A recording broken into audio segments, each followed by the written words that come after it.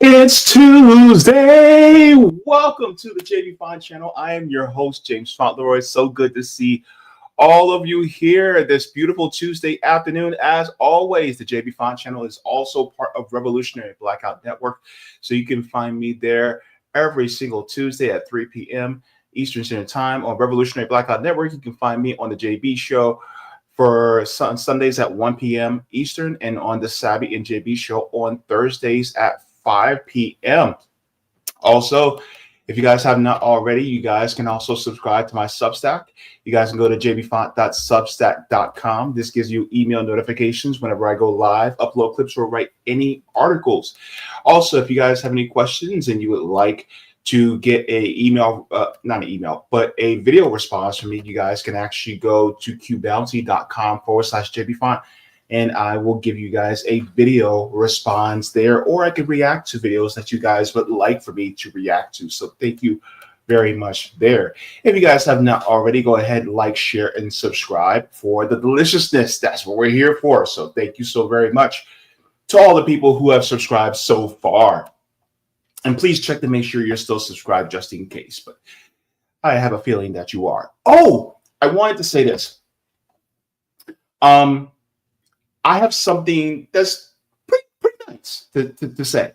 So I've been looking at my analytics, and I should have screenshot it before I did the stream, but it is what it is. I think you guys will take my word for it. But I've been looking at my analytics, and it turns out I went from a quarter of my audience being female to a third of my audience being female. So now I actually have more women watching this channel, which is pretty cool. So hello, sisters, mamas, daughters, nieces, aunties, just best friends. Good to see you. Nice to have a nice, good, healthy mix within the channel. So thank you so very much for joining. Nice to have you in here as well. And to my brothers and the fellow dudes out there, good to see you as always. All right, so let's get into the chat and say our hellos, our salutations, and then we'll get into the show. All right, so we're going to get into it with Jacqueline coming in. Say, hey, JB, hey, everyone. Happy Taco Tuesday. Girl, let me tell you, it is Taco Tuesday. You know what? That's actually a good idea. I should have tacos tonight. Tacos actually sound really good right about now. I'm thinking, man, I can't afford tacos right now though. I'm broke. I can't even get myself a haircut. It is not good, yeah. But it is what it is. Good to see you, Jacqueline. All right. Kate Mack coming in saying, hey, JB, great to see you. Hope you're doing well. I am. I'm exhausted from the workout I did today. I went to the gym and I kicked my own behind, but I'm decent. I'm doing all right. Good to see you. Jasmine Harrell says, hello, everybody. Good to see you, Jasmine. Terry Connolly says, good afternoon, JB and comrades. Good to see you, Terry. All right, good to see you. Let's check on the Rockfin to say if anybody's saying hello. All right, everybody's a little bit quiet over there, but that's okay. And let's check to see if we have anybody on Rumble saying any hellos. We are good. People are quiet there, but that's all right. Okay, now let's go into what we're going to be talking about today, because I want to get into this because I have some things to cover before Slank comes in. He'll be coming in later in the show. But yes, so later in the show today, I'll be talking with artist, activist, Slank. He'll be joining me this afternoon in a little while later in the show today. So we're going to have a conversation about his evolution, about his inspiration, as well as about some opinions that he has that is later in the news as of right now. So I can't wait to get into that. And I think it's important that we have this conversation because art is one of the things that is absolutely imperative when it comes to getting into more revolution and more worker solidarity and class consciousness. And so I would love to be able to have this conversation because I think art is one of the major things that we need more of, especially in this society, more conscious art, more conscious ways of expression. So I can't wait to have that discussion with Slank later in the show today. Also, we're going to be talking later in the middle of our show, mass migration. Oh boy, what am I laughing about? Oh baby, it's going to be hilarious. I cannot wait to have this conversation with y'all. It is going to be good. Mass migration. This is a migration that y'all going to laugh about. But first, we're going to be covering our first show. Our first segment is going to be talking about why America patronizes blue collar workers. So we're going to be getting into this. This is going to be more of just a reaction to a video. And we're going to talk about it because I think this is actually really important because there's been a culture of patronizing and looking down upon people who work blue collar in this country. And I think we need to, reorient our views when it comes to the people who help build the country. So are we going to get into that? All this we're going to be talking about today on the Jaybefaunt channel. So I can't wait to get into that with you guys right now.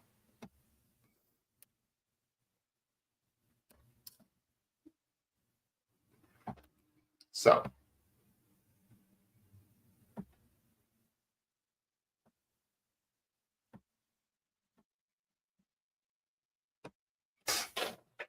why America patronizes blue collar workers.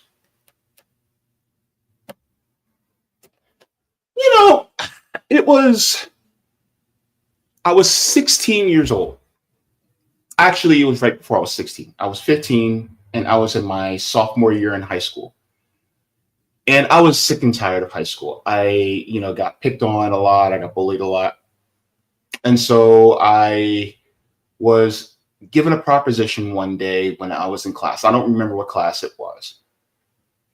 A small group of people come in and they say, look, we have a small but great magnet high school, which is going to be at one of our vocational schools right near here.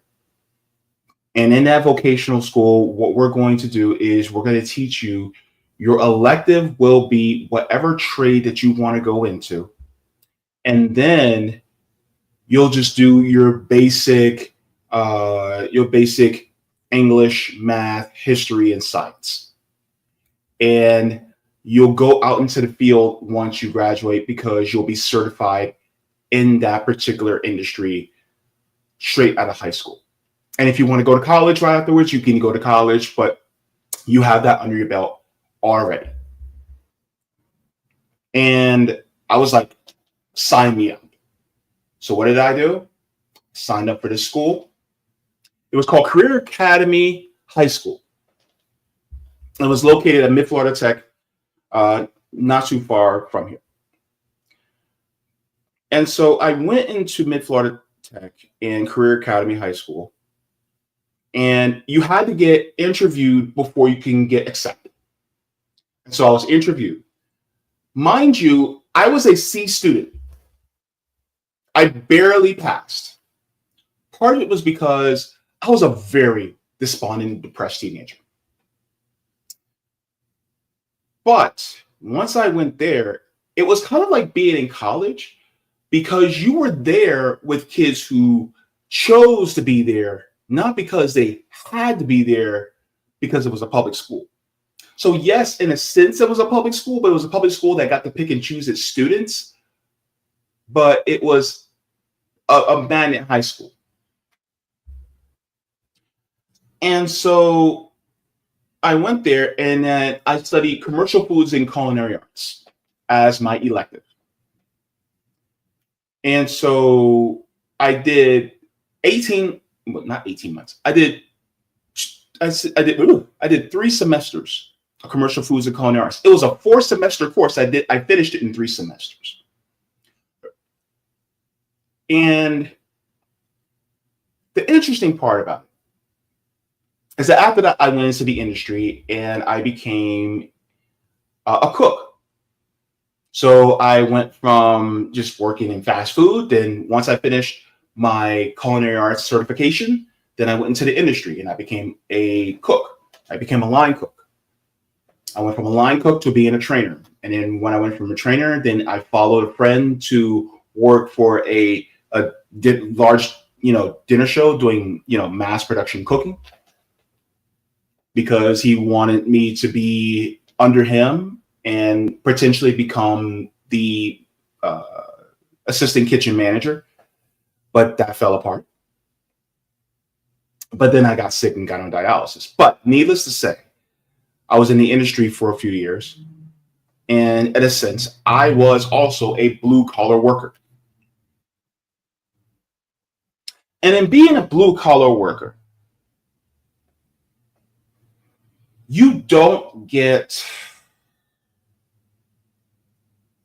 as much accolades.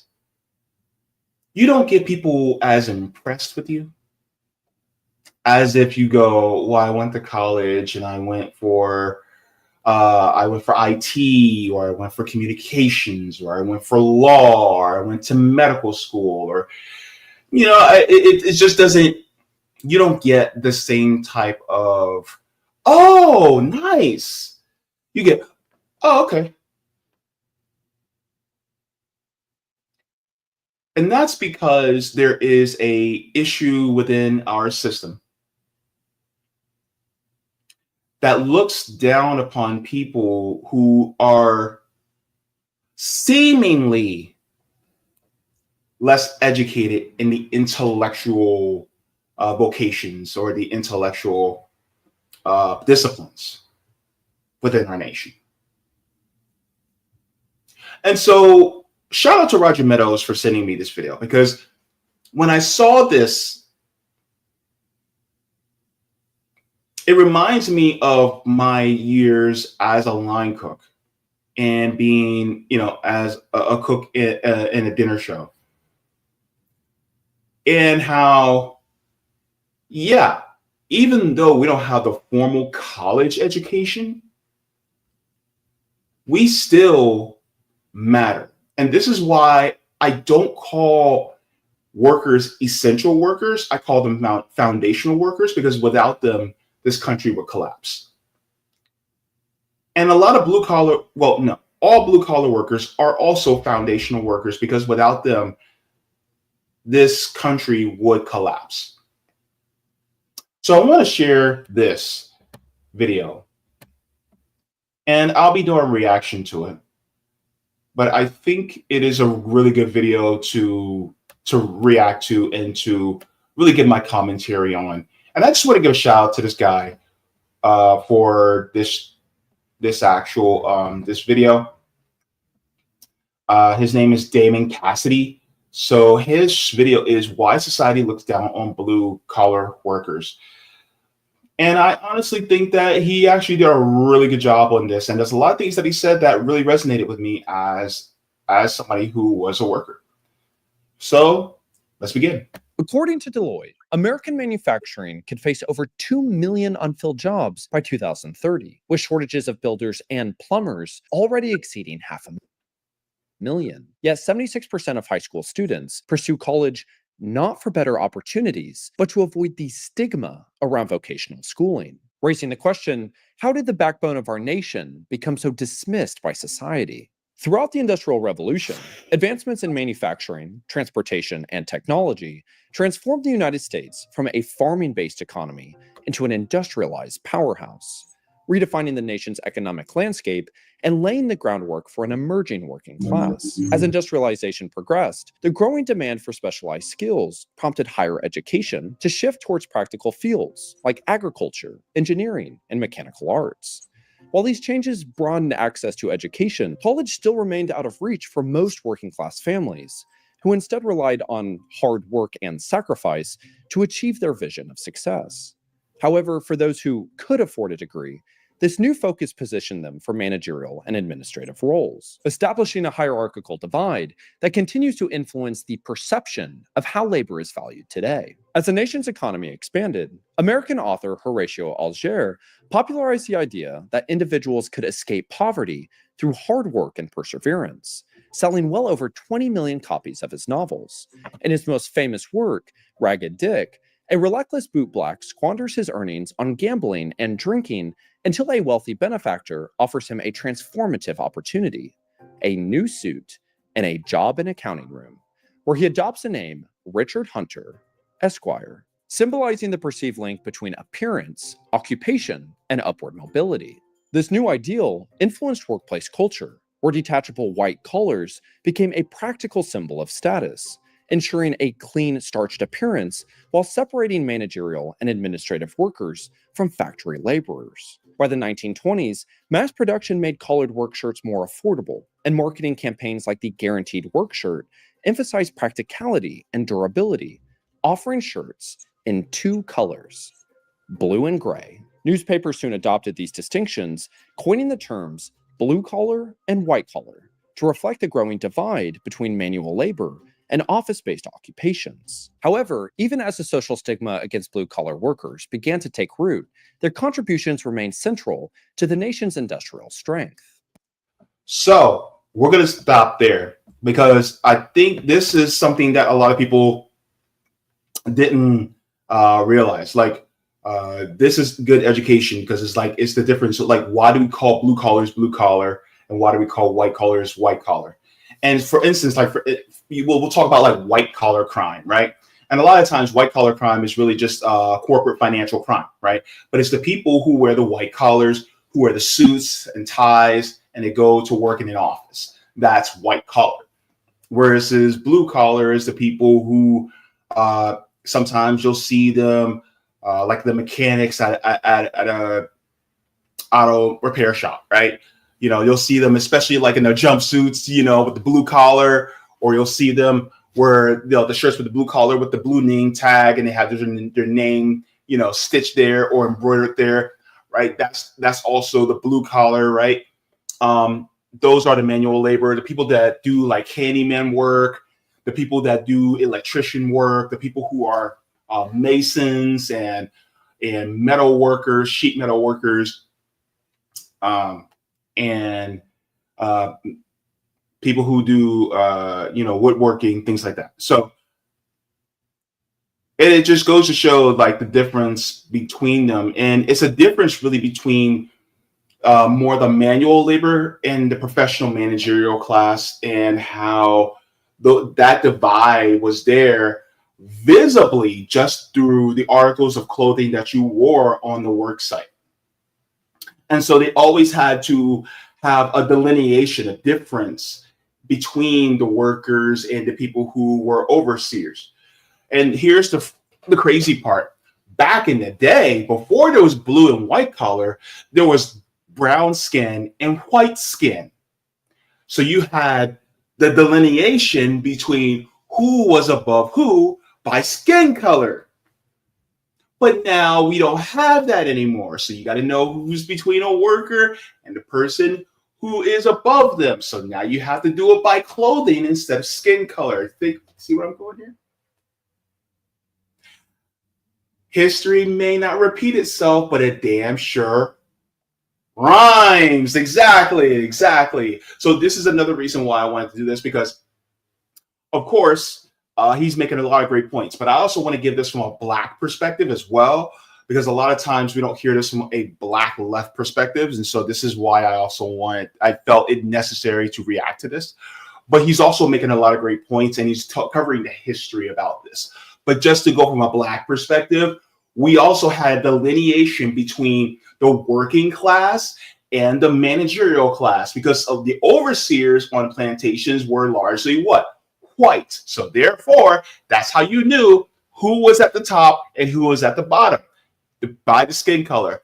Now it's how you know who's at the bottom. You look at the clothing versus, you know, blue collars versus the white collars. That's how you know. So let's continue. By the end of the Second World War, the United States had emerged as a global manufacturing powerhouse, with Pennsylvania alone producing more steel in 1945 than Germany and Japan combined, ushering in a transformative era in American society. Alongside this industrial dominance, wages rose by over 60% between 1939 and 1944, while pent-up consumer demand and wartime savings fueled investments in housing and infrastructure. Suburban neighborhoods rapidly expanded as factories relocated outside urban centers, and as housing costs consumed only 22% of household income. This created a robust middle class where factory workers and office managers live side by side. So let's go in here right quick, because it's funny how if your household income is only 22%, that means you get to save money. It's kind of funny when you think about it, because right now, what the Chinese are going through is what the Americans went through around this time, around the late 40s, early 50s, after the end of the Second World War, where they had this boom, this economic boom, where housing prices were very low and affordable, and you can save money and make enough to support an entire family. Right now, you see China going through that right now, but their economic system is more geared in a socialist way than it is in a capitalist way. Though it has a hybrid, it has a hybrid capitalist sector, but then it also has central planning, by the Chinese, the Communist Party of China, the CPC. So they're able to lift as many people out of poverty because they're now transitioning to socialism, right? Versus the United States, we had it through a capitalist way, but that was really because we were a war economy. China's not a war economy, so therefore they don't need wars to keep their economy going. The United States does, and that's how they were able to have this boom. And so, as we see here, now we're about to get into FDR, which I got some things to say about that, but we'll get into that in a second. But yeah, what Chinese are going through now is what the Americans had, the successes that the Americans had back in basically the start of the 50s. Alongside this economic expansion, the GI Bill, introduced by FDR, revolutionized access to higher education by providing millions of returning veterans with tuition support and living expenses, with over 7.8 million veterans utilizing the program by 1956. This transformation, amplified by the Cold War tensions following the Soviet Union's launch of Sputnik in 1957, reframed higher education as essential for creating skilled workers to support the Cold War economy and as a tool to showcase the intellectual and scientific superiority of democracy over communism. Okay, so just one little pushback, okay? Democracy over communism. That's apples and oranges, I will say that, because democracy is a system of government, whereas communism is an economic system. So different political systems or systems of governance of comparison would be like democracy versus totalitarianism, or democracy versus monarchy, right? Communism is not even necessarily an economic system. It is an aspiration. Really, it's socialism that's an economic system in reality. And socialism is an economic system where workers own the means of production. And you can still, and it's predicated really on the democratization of workers and being able to own the means of production and distribution and how the system is set. So with that being said, saying it's communism versus democracy is not right. It's if you're going to say communism, then it's versus capitalism. And capitalism is not synonymous with democracy either. Because the thing is like when you think about it, who owns the means of production is the owner class. And who gets a say in how production is ran? Well, just a small contingent. Is that democracy? No. So capitalism is not synonymous with democracy. And plus it's an economic system versus a system of versus a system of governance. So there's just wanted to put that in there as well. National Defense Education Act of 1958 provided federal funding to strengthen education in science, mathematics, and foreign languages, further solidifying the government's emphasis on academic and technological progress. However, this growing focus on higher education, particularly a college degree, began completely reshaping the societal perception of labor and traditional career paths. Vocational schooling, once vital for training skilled workers in industrial and manual trades, became increasingly overshadowed by a cultural narrative that equated college degrees with success.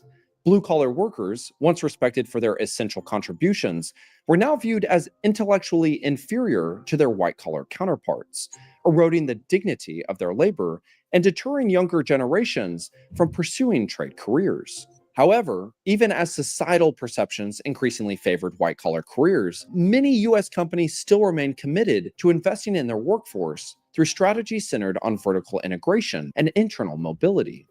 Leading up to the 1970s, major U.S. corporations adhered to a retain and reinvest approach, reinvesting earnings into their employees to drive competitiveness and stable economic growth. This model emphasized internal promotions, with entry-level positions serving as a critical pathway to upward mobility. So how many people were up for a promotion or seem like the heir apparent to being promoted, but then they hire somebody from outside and that person's never been in that position before at their previous employer? Oh, but they came out of college and now they're in that position and they're over you. How many people have you heard complain about that? That was a huge phenomenon, especially when I was growing up. How people would complain and say, I've been at this company for this many years. I've been in this position under here. And then now I'm training my replacement to be over me, but this person has never been in this position before, but they just got out of college. That was, yeah, a good like 30 years ago, that was the trend as I was a kid growing up that I heard. And so this was the trend that had started, and that why everybody was saying, remember there was a movie called Accepted. It was with Justin Long, and Lewis Black was the comedian in the movie. It was hilarious. But Justin Long's father in the movie said, if you want a good life, you go to college. And the crazy part was, that's what we were fed. I am what you call an elder millennial. Back in my day. Yeah, I'm an elder millennial, right? And we were told that the only way you can have a good life in this country is if you go to college. There was no ifs, ands, or buts about it. It was in our media. Thick black people, or all of us, really. Think about the Cosby Show, right? How much they talked about college. Bill Cosby even made a spinoff series based on a fictional HBCU called Hillman. Like pushing us to go to college, go to college, go to college. Because apparently we would have a better life. And now look, how many people who have college degrees can't even find a job? And we're not just talking about people with associate's degrees. We're talking about people with bachelor's, master's degrees, people who are in graduate school that are struggling right now to even just find employment for something that they're overqualified for. This is what happens. Manufacturing stood at the core of the system, employing 38% of the non-farm labor force during the war and 30% thereafter, solidifying its role in building a robust middle class. Yet, as globalization began reshaping the corporate landscape, this commitment began to erode, and by the late 1970s, corporations embraced a downsize and distribute model, prioritizing cost-cutting and redirecting profits to shareholders. The shift culminated in 1982 under Reagan's presidency, when the SEC adopted Rule 10b-18, effectively legalizing stock buybacks and shielding companies from accusations of market manipulation. Between 2003 and 2012, S&P 500 companies allocated 54% of their earnings, or $2.4 trillion, to stock buybacks, and another 37% to dividends, leaving minimal resources for workforce investment or innovation. And as manufacturing jobs dwindled, media portrayals and cultural narratives further diminished the value of blue-collar work. A 1971 federal report, Work in America, starkly highlighted the absence of positive representations of working-class roles, a sharp contrast to the 1930s when such jobs were depicted as noble and essential to society. By the 1970s, fewer than 1 in 10 television characters represented blue-collar workers, and those who did were often portrayed as crude, uneducated, or socially undesirable. Advertisements compounded this disconnect, showcasing products that many workers couldn't afford, fostering frustration as stagnating wages left aspirations out of reach. TV risk. So, as far as that's concerned, absolutely. You think about the people who were depicted in media as the blue-collar workers were always some bumbling fool or somebody who was just unintellectual or incapable of being intellectually bright, right? For instance, you have like the Homer Simpsons. You had people like that were depicted as somebody who just, wasn't very bright, but yet they had a blue-collar job. And it also reminds me of, if anybody has ever watched the show Everybody Hates Chris, the father, Julius, was a blue-collar worker, right? And what was he known for? He was always pinching pennies, right? Always trying to make a dollar stretch. He was trying to turn a 1 into a 5, man. And always just like never has enough money.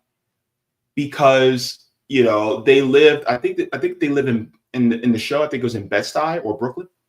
But the thing is that he wasn't praised for being the foundational worker that he was,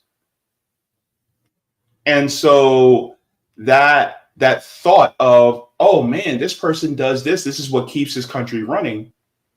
They're never thought of as that anymore, because we had this intellectual, it was this fever pitch for people who were apparently intellectually superior, right? Reminds me of Good Will Hunting, right? You remember in the beginning of Good Will Hunting where this guy is in a bar and he's talking to Minnie Driver's character, and he's, saying all this intellectual BS, right, to Minnie Driver. And then Will Hunting, who is a blue-collar worker, but he just so happens to be a mathematical genius.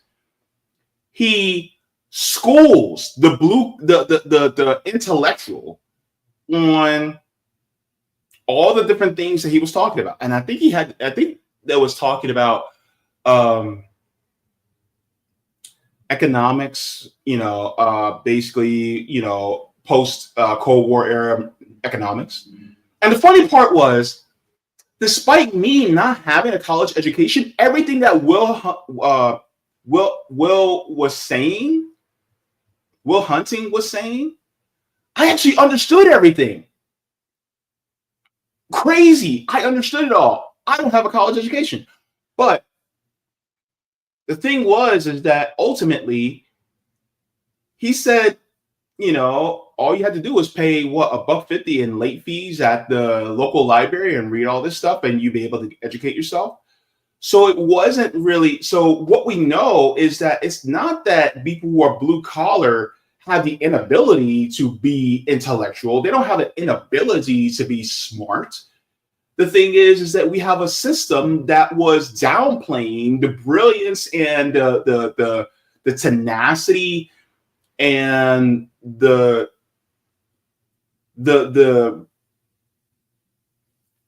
sheer resilience of people who are blue collar, and saying that they're and we forget that everybody is multifaceted in many ways.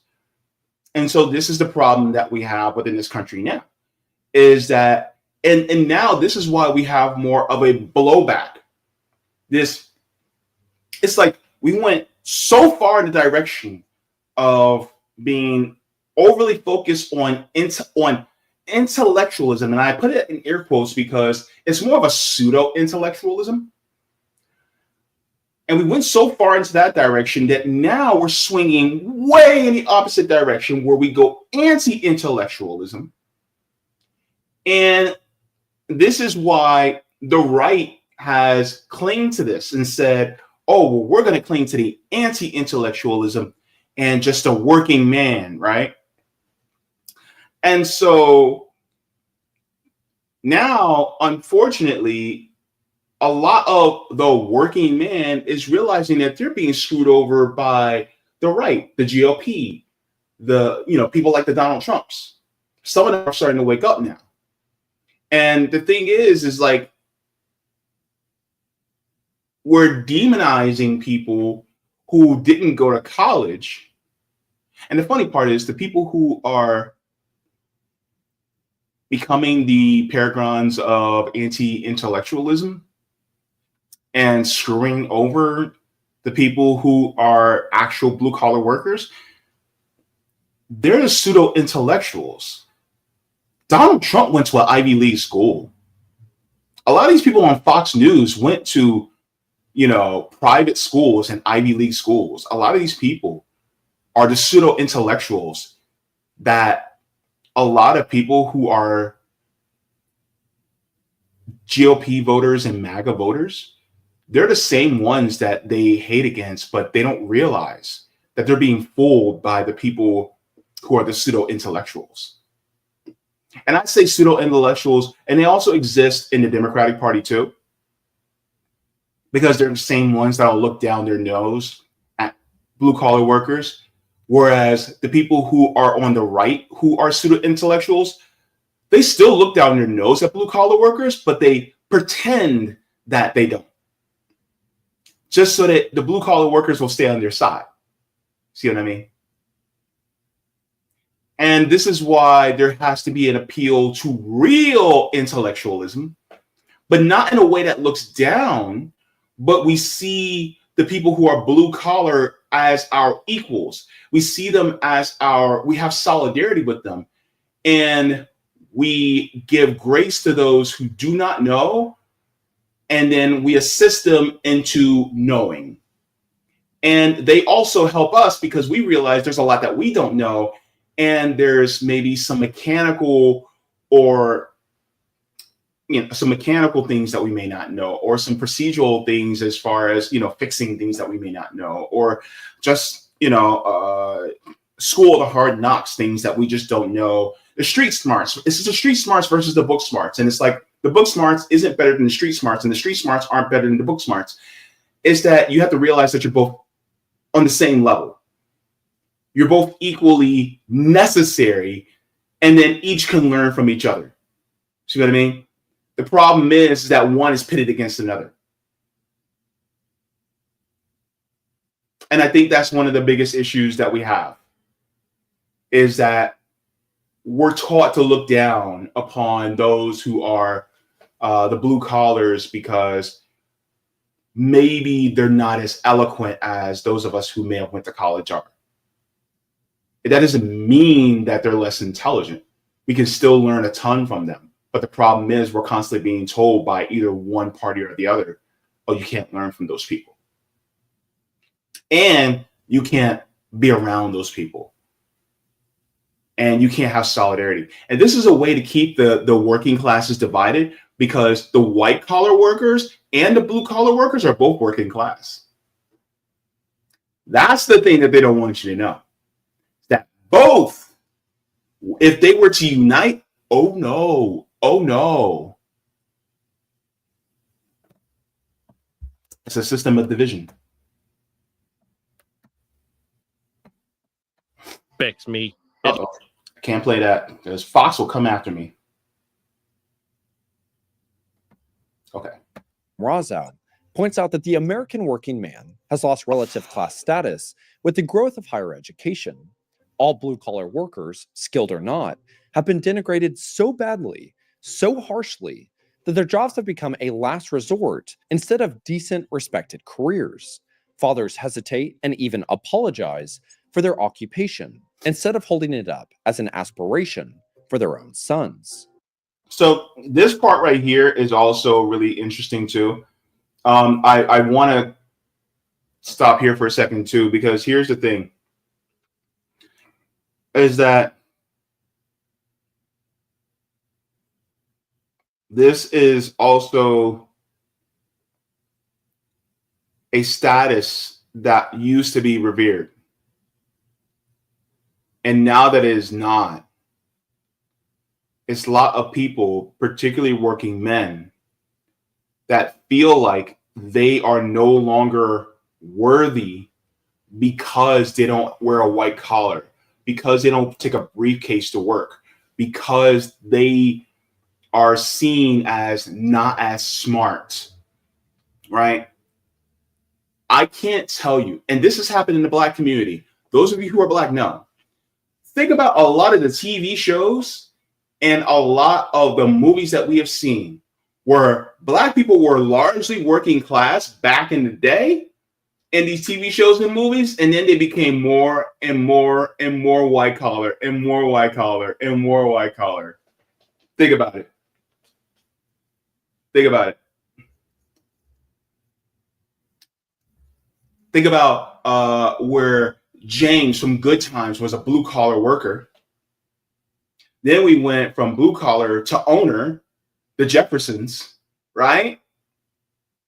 Then we went from blue collar to the white collar of white collars. You had doctor and lawyer, you know, Heathcliff Huxtable and Claire Huxtable, right?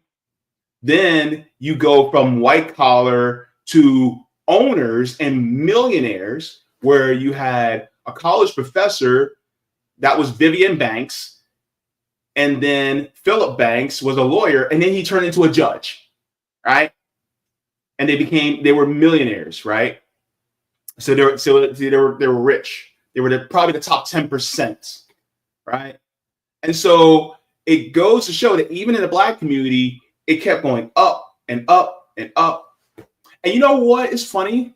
What was one of the most popular shows in America at the time, in the early 90s? Roseanne. Why was Roseanne such a popular show? Identification. Dan was a blue-collar worker, and Roseanne was also a blue-collar working mom. They were, I would say, on the lower rung of middle class. Couldn't really afford anything brand new. They were just here, needed, you know, kids needed financial aid in order to be able to go to college, right? That was Roseanne. And that show was so popular because it resonated with so many people. This is also a great argument as to why representation matters, but that's a whole nother argument. But that's why it was one of the biggest shows on TV. Why did Black people love Family Matters so much? They weren't as rich as the banks. It was because it was a working class family, minus the part that Carl Winslow was a cop.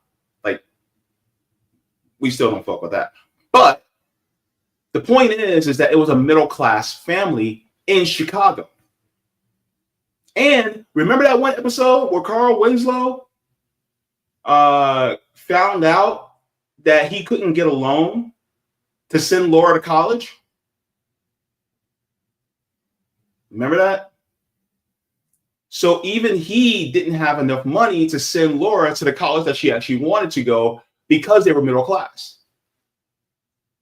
So these things resonate with us. Just really interesting, man. Is even in our media. This erosion of respect for blue-collar work also infiltrated the education system, where vocational programs like shop class were increasingly dismissed as outdated and reserved for troubled students or those deemed unfit for college.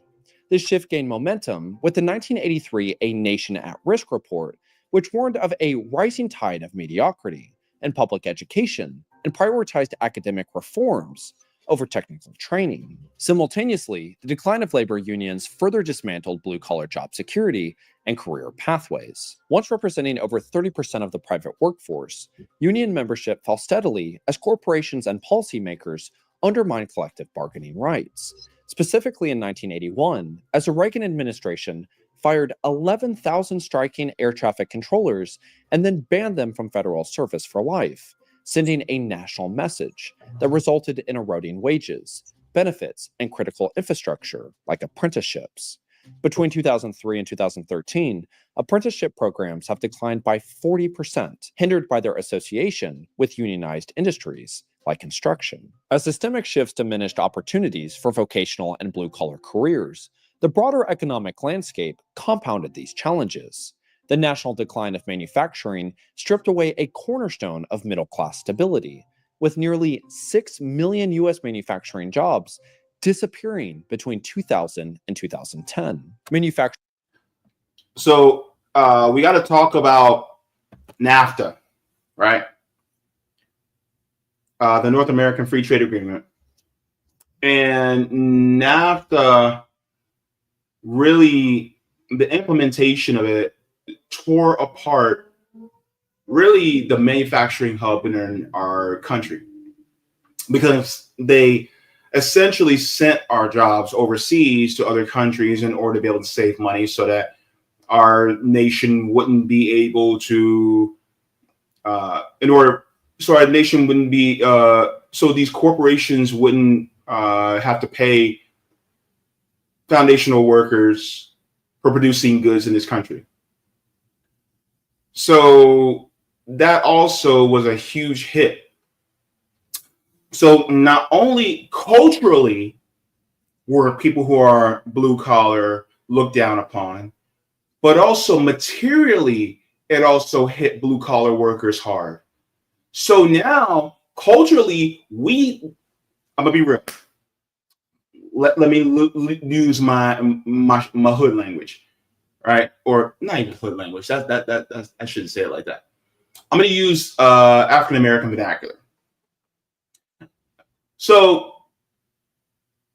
apparently in this country, and this is what actually happened, I should say, blue collar workers, we thought they ain't shit, and then materially we made them not shit. We depressed their wages on top of depressed their standing to us in our minds, because they didn't go to college, or if they did go to college, it's like you're wasting your life away working in a blue collar job. And a lot of that was spearheaded by, at the time, the Democratic Party. Let's just be real. And then that's when the Republicans caught on and go, oh, well, they're being suppressed in this way. So, let's catch on to that and make them think that we're with them. This is why blue collar workers largely, they seem to be trending right wing, because the Democratic Party used to be the party of blue collar workers, and then it shifted. So now both parties went left and right, went into the other opposite directions.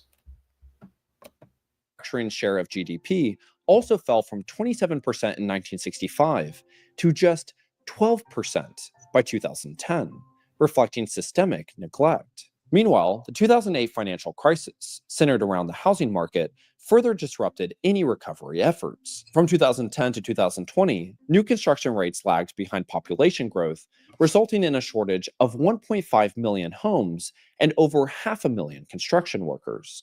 Policymakers and corporations frame these shifts as inevitable, treating manufacturing like agriculture, a sector they assumed could thrive through automation with fewer workers. However, so not only did we take away their pay, but we also took away their homes. So you can no longer sustain a home with a blue-collar job anymore. Any wonder why blue-collar workers are pissed? Oh boy.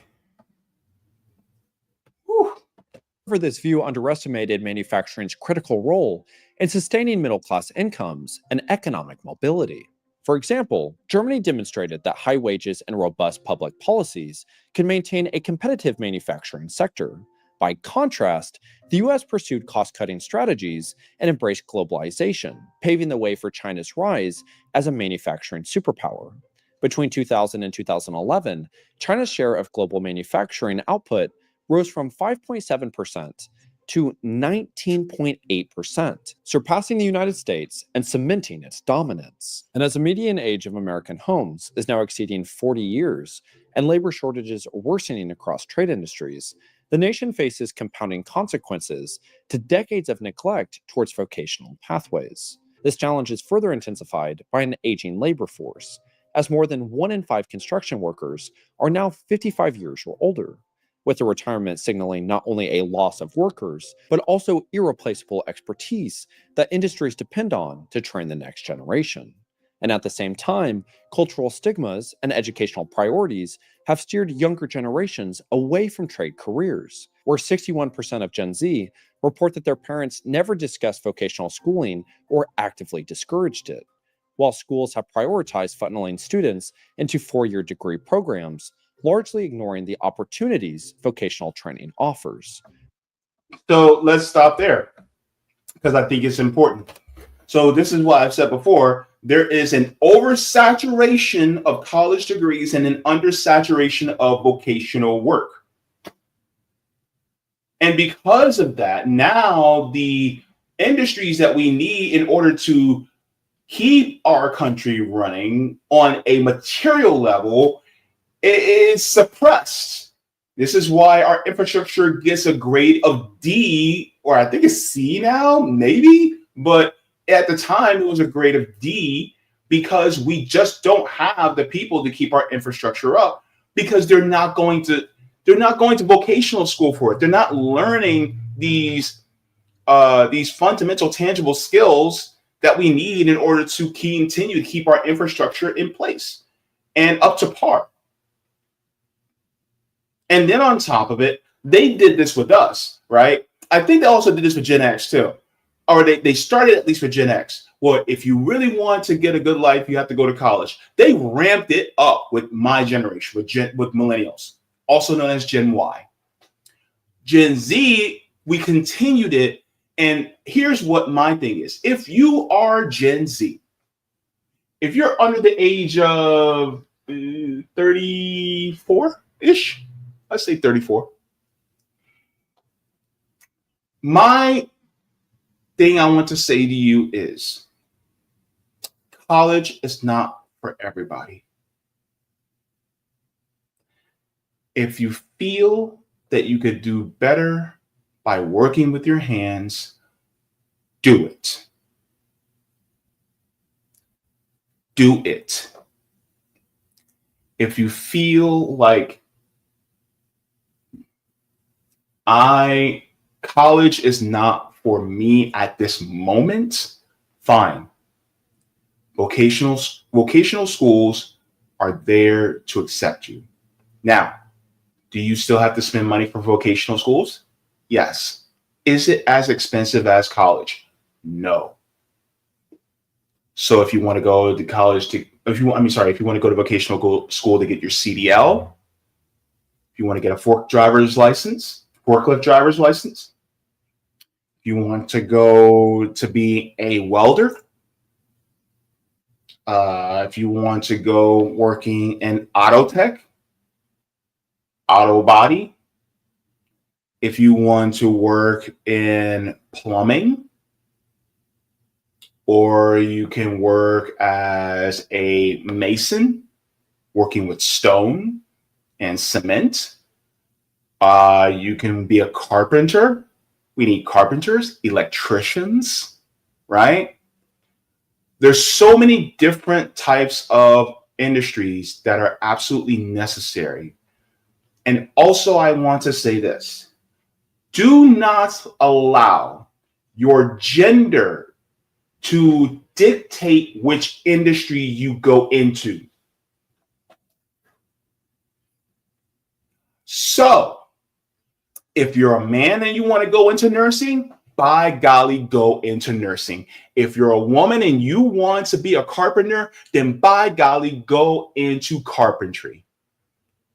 Do not, I repeat, do not let your gender dictate the industry you go into.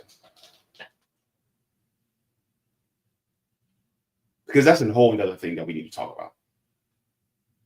So if you're a woman and you want to get into welding, do your thing. Do your thing. But that's another issue that we don't talk about, right? Because I think it's important that we need all hands on deck. And I'm not saying there needs to be an overcorrection of people going into blue collar work, but I'm saying we need more people going into blue collar work than we do college degrees at this point in time in order to balance ourselves back out. But if you do feel that what you want to get into and needs or requires a college degree, then fine, go into college. But I'm going to tell you this, okay? Colleges here in the United States largely are a business. So therefore, they want your money before they'll even teach you a damn thing. If you can, go to school abroad. Go to school abroad, get yourself an education there. And if you want to move back and apply that here, go ahead. But I'm telling you right now,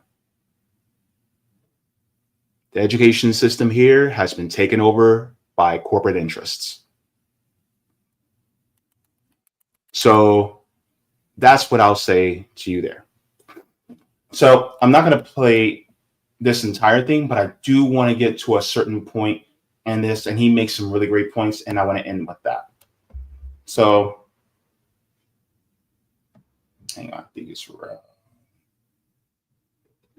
here. In a wheelbarrow or whatever, you're not better or worse. Okay. Let's go here. Cool garbage company in my area.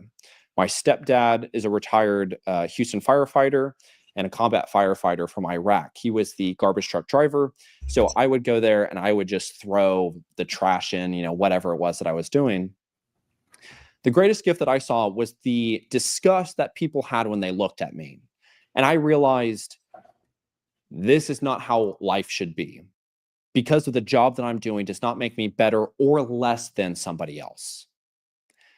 If you have a college degree, or if you don't have a college degree, if you're making $50,000 in an office, $50,000 doing your shoveling, moving a wheelbarrow or whatever, you're not better or worse. Do what provides value to you in service of others. Do your best. And we have to, as a society, I will continuously say this over and over and over and over again, we have to come together, because the government isn't going to just have manufacturing jobs just come back if we don't say they have to come back. The electrical grid isn't going to just improve, hey, everything's better, unless we say it has to improve. If we stop going to college and we start becoming electricians and we start creating companies to fix the grid on our own, things are going to change. I will also give a proviso for that. If you come together and create a worker co-op that is a group of electricians, have a democratized workplace while you're fixing the electrical grid. Yes, you know exactly what I'm talking about there. Yeah, don't you? We have the power to make a change. But if we continuously just are mindlessly moving through our life, listening to the false lie, nothing is going to happen. And just never judge somebody based off of the job, based off of the collar that they have. It's disgusting, and it's not the right thing to do. With that being said, thank you very much for that. And so that's, I think, is the main thing that I think I want to leave us with, is that no matter what sector you're in, if you do not own the means of production, you're still you're still a worker. Think about people like, I'm just throwing a name out there. I don't think he actually owns a company. Think about basketball players like Kyrie Irving, right? Has millions of dollars, you know, probably given to him for being a basketball player, but he's still an exploited worker. Still an exploited worker. Yes, he gets a lot more money per year than a lot of us, but he's still a worker because he does not own the means of production. He still has to do what the National Basketball Association says. And so because of that, we still have a solidarity with each other, even though we're at different tax brackets. The same thing is between somebody who works in IT versus somebody who picks, who's in waste management. We're all workers and exploited. So therefore, this is why solidarity means the most. Even if you're a doctor, you're still a white collar worker, because you're getting paid largely by, especially if you're working in a hospital, you're still getting paid by the hospital. You still have to go by what they demand, right? So, and you're still working hours upon hours and still being exploited. You're getting paid you may be getting paid handsomely for it, but you're still being exploited. You know what I mean? So this is why it's important for us to have solidarity with one another as workers.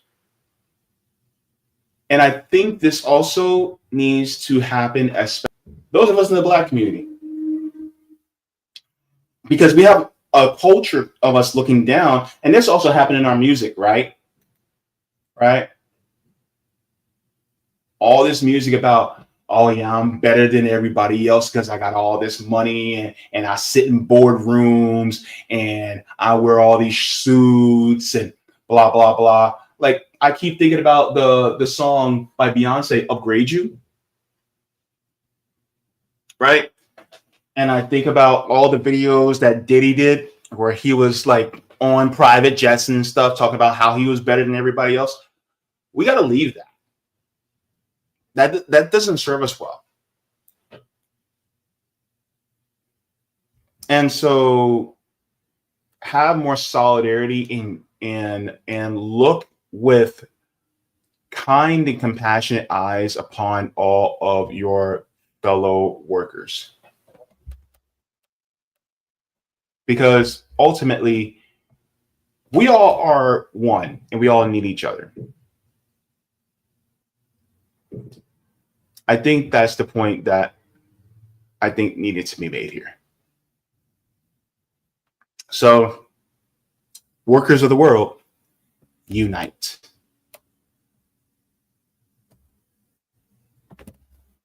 Good. Did you like the stream? Go ahead, give it a like. I know. It's all good. If you haven't already, I forgive you. I forgive you. Let's go into the chats and we shall. Let's get into this. Hang on. Let me do that. All righty. Let's go into the rock fan. Actually, let me check the Rumble. Wait. Okay. Rock fan working a little too good today. Okay. All right, we're good on the Rumble side. All right, let's go into rock. And then we'll do the Patreon shout out.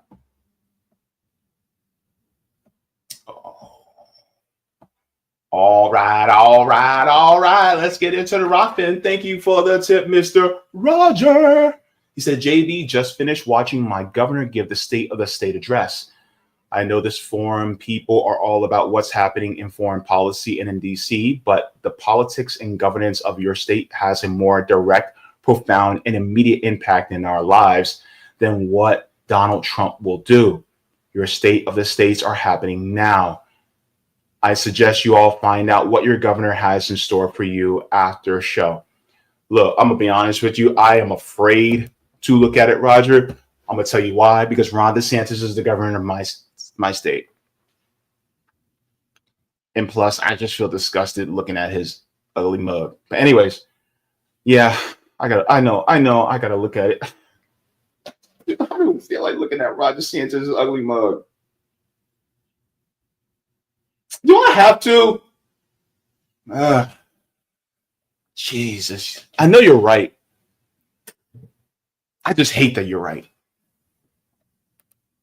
Love you anyway, though.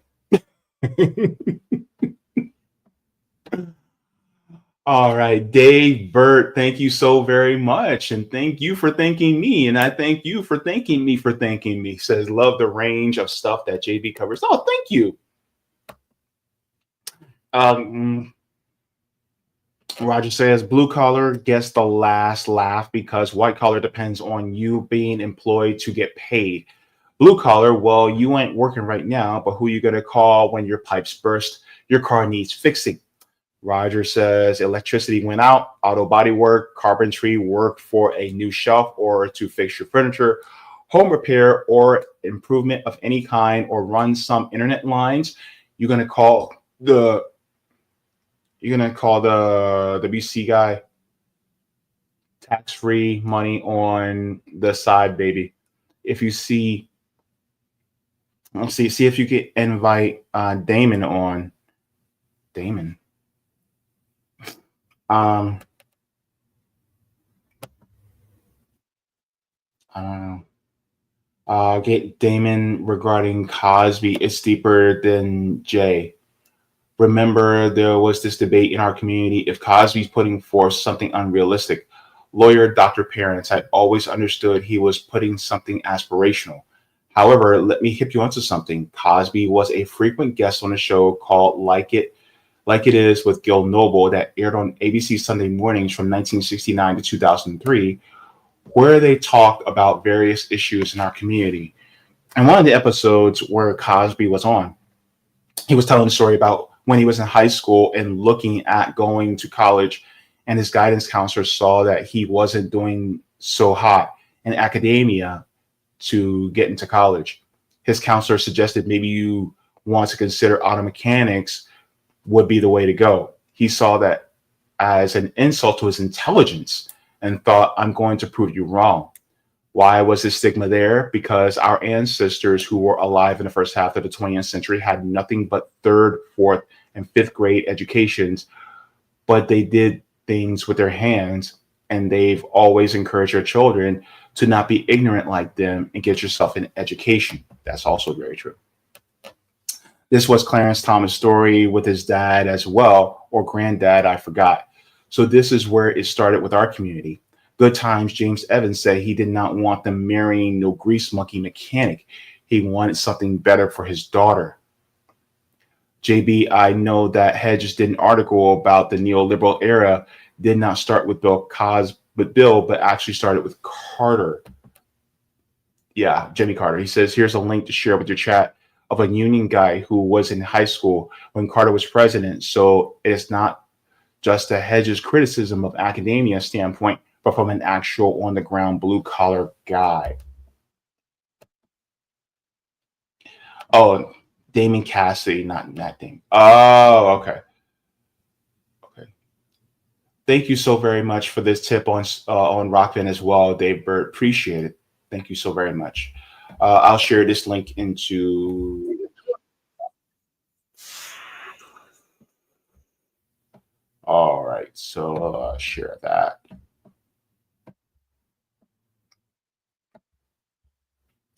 Come on, knock on my door. Come on, knock on my door. I'll be waiting for you. I'll be waiting for you.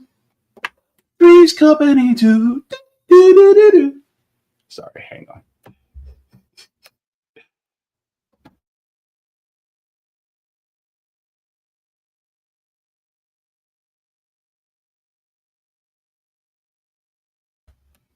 All right, let's go into the rest of the chat.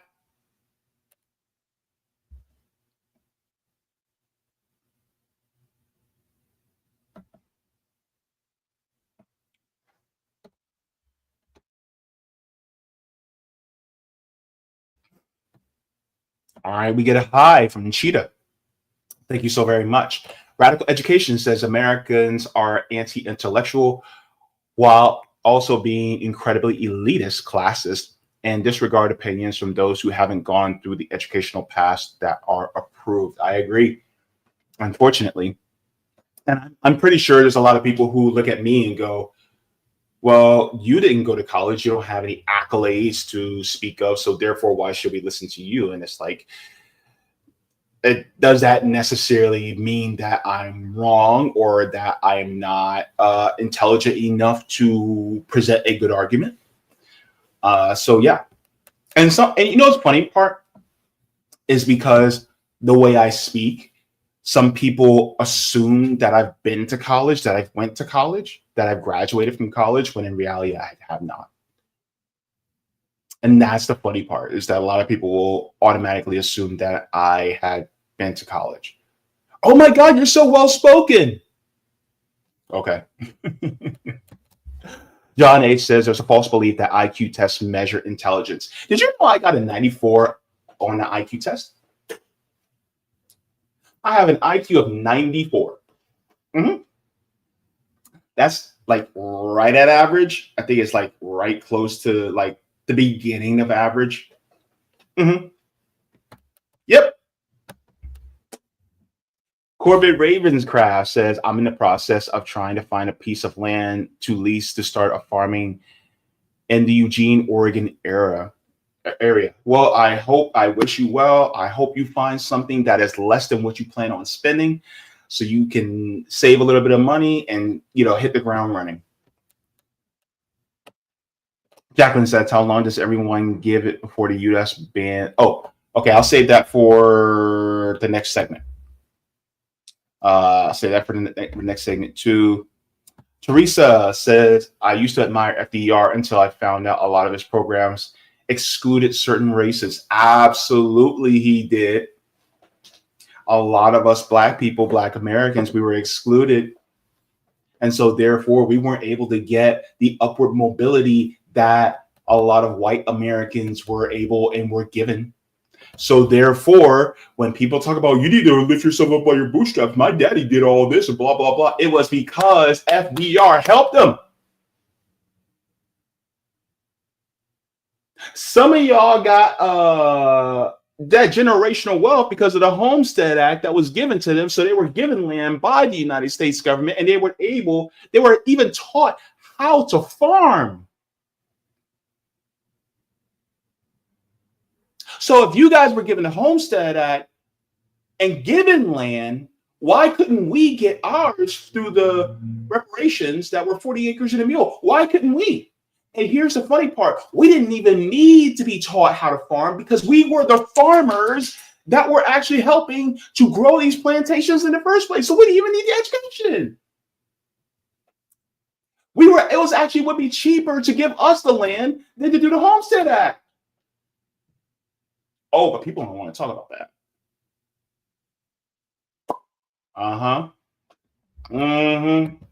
Teresa said that happened when I worked at Walmart. Yeah, how a lot of people were given more opportunities than you because they went to school, even though you were the person that was actually doing the job and you actually could have been promoted to do that same job and given that money, but instead they gave it to somebody who went to college instead, and that person didn't have any work experience.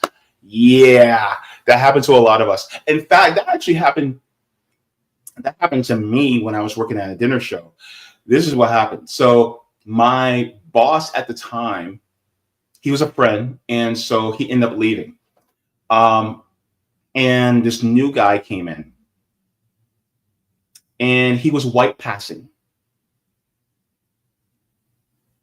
And so as I was working, I had, number one, I had culinary certification, 2 years of experience in the culinary field. 3, I had experience already working at a dinner show. This guy comes in,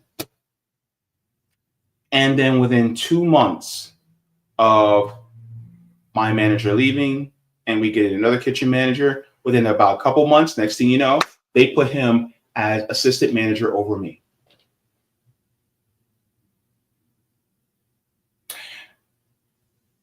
Oh, I was hot. I was hot. I knew everything within that kitchen. The only thing I didn't know was the paperwork. And I could have been taught that. That's it. I knew everything within that kitchen. Right? I could feed a 5,000 arena show without any assistance as far as getting the food ready, getting it prepped, and out the door. I could run it. But they put somebody who only had 2 months experience over me. Meanwhile, I was covering up all his mistakes.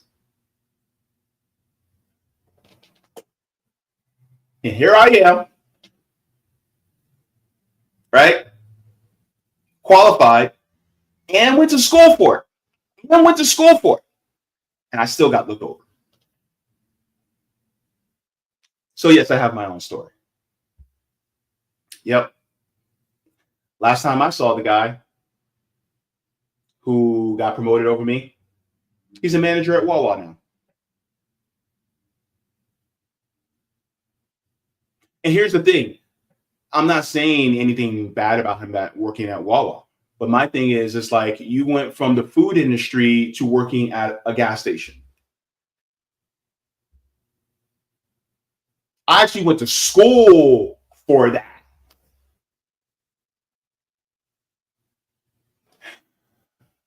My goodness. And then Roger says nurses and doctors are pink collar. See, I gotta listen. I gotta learn all these different colors because I'm just like, what in the world? Pink collar. I learned that I think IT is black collar. And then I think like financial, like CPAs and accountants, I think are red collar, I think. I'm still trying to learn. But thank you very much for that, Roger. Got a lot to learn. Zoe says, a lot of my classmates used to look down on slavery because their ancestors were forced to pick cotton. The forced labor wasn't the issue. It was the type of labor that they hated. Here's the thing.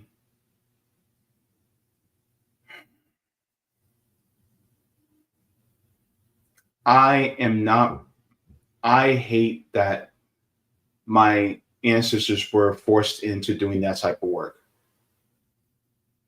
Now, if they weren't and they did it as a job and they were paid for fairly for what they did, then yeah, I wouldn't have I would be proud of it because that helped build this country.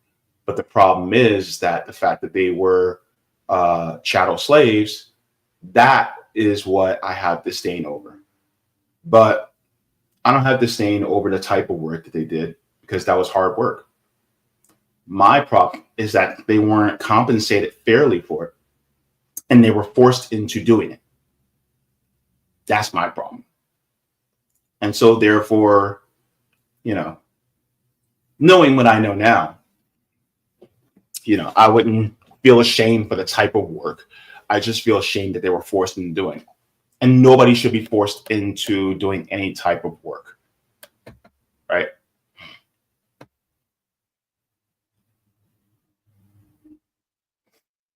Rondo says that color code is stupid when it applies to people or categories of workers. All right, so whatever man says, I hate that. Oh my God, you're so well spoken by white people. Yeah. Unfortunately, yeah, that's the way it is. Black Unity references a lot of mechanics. I used to work at Jiffy Lube, tend to read a lot of physical books, especially novels of literature, sci-fi, and even comic books. Mechanics are very intelligent. Yeah, they are. They are. A lot of people in blue collar, you know, they're deep. They're deep and intellectual. All right, so let me go into this. This is going to be a really short segment that I want. Oh, hang on. Let me do the shout out to the patrons because I want to make sure that I get into this here. All right. So shout out to the patrons on Patreon. Without you guys, I would not be able to do this work, this vital work that you guys allow me to be able to do day in and day out for 365 days of the year. All right. Thank you. Here are the tiers. We have Mega Jaybefaunters, Super Duper Jaybefaunters, Super Jaybefaunters, Jaybefaunters, Comrade, Solidarity, and JB members. And I want to give a shout out to a new member, Styles VIP, coming in hot. Thank you so very much for becoming a patron on Patreon. For without you, we would not be able to do this work. Oh, yes. Thank you so very much. And by the way, in addition to and furthermore, my channel is demonetized. So if you would like to support the channel, you can support via Patreon or PayPal.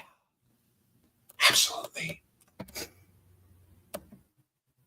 All right, so let's get into this quick segment here. Let's talk about it. Oh, this is going to be fun. Oh, mass migration. Oh, people are moving. Ain't no stopping us now. We're on the move. Oh, Lord. This is going to be good because I can't wait.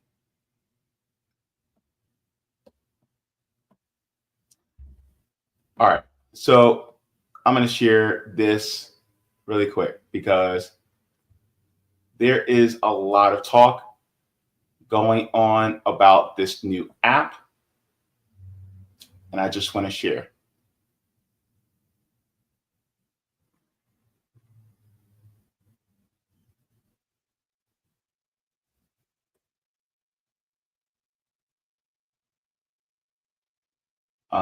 Let me see.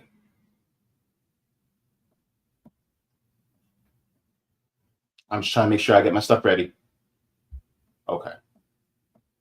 No, we don't need that. Okay. All right. So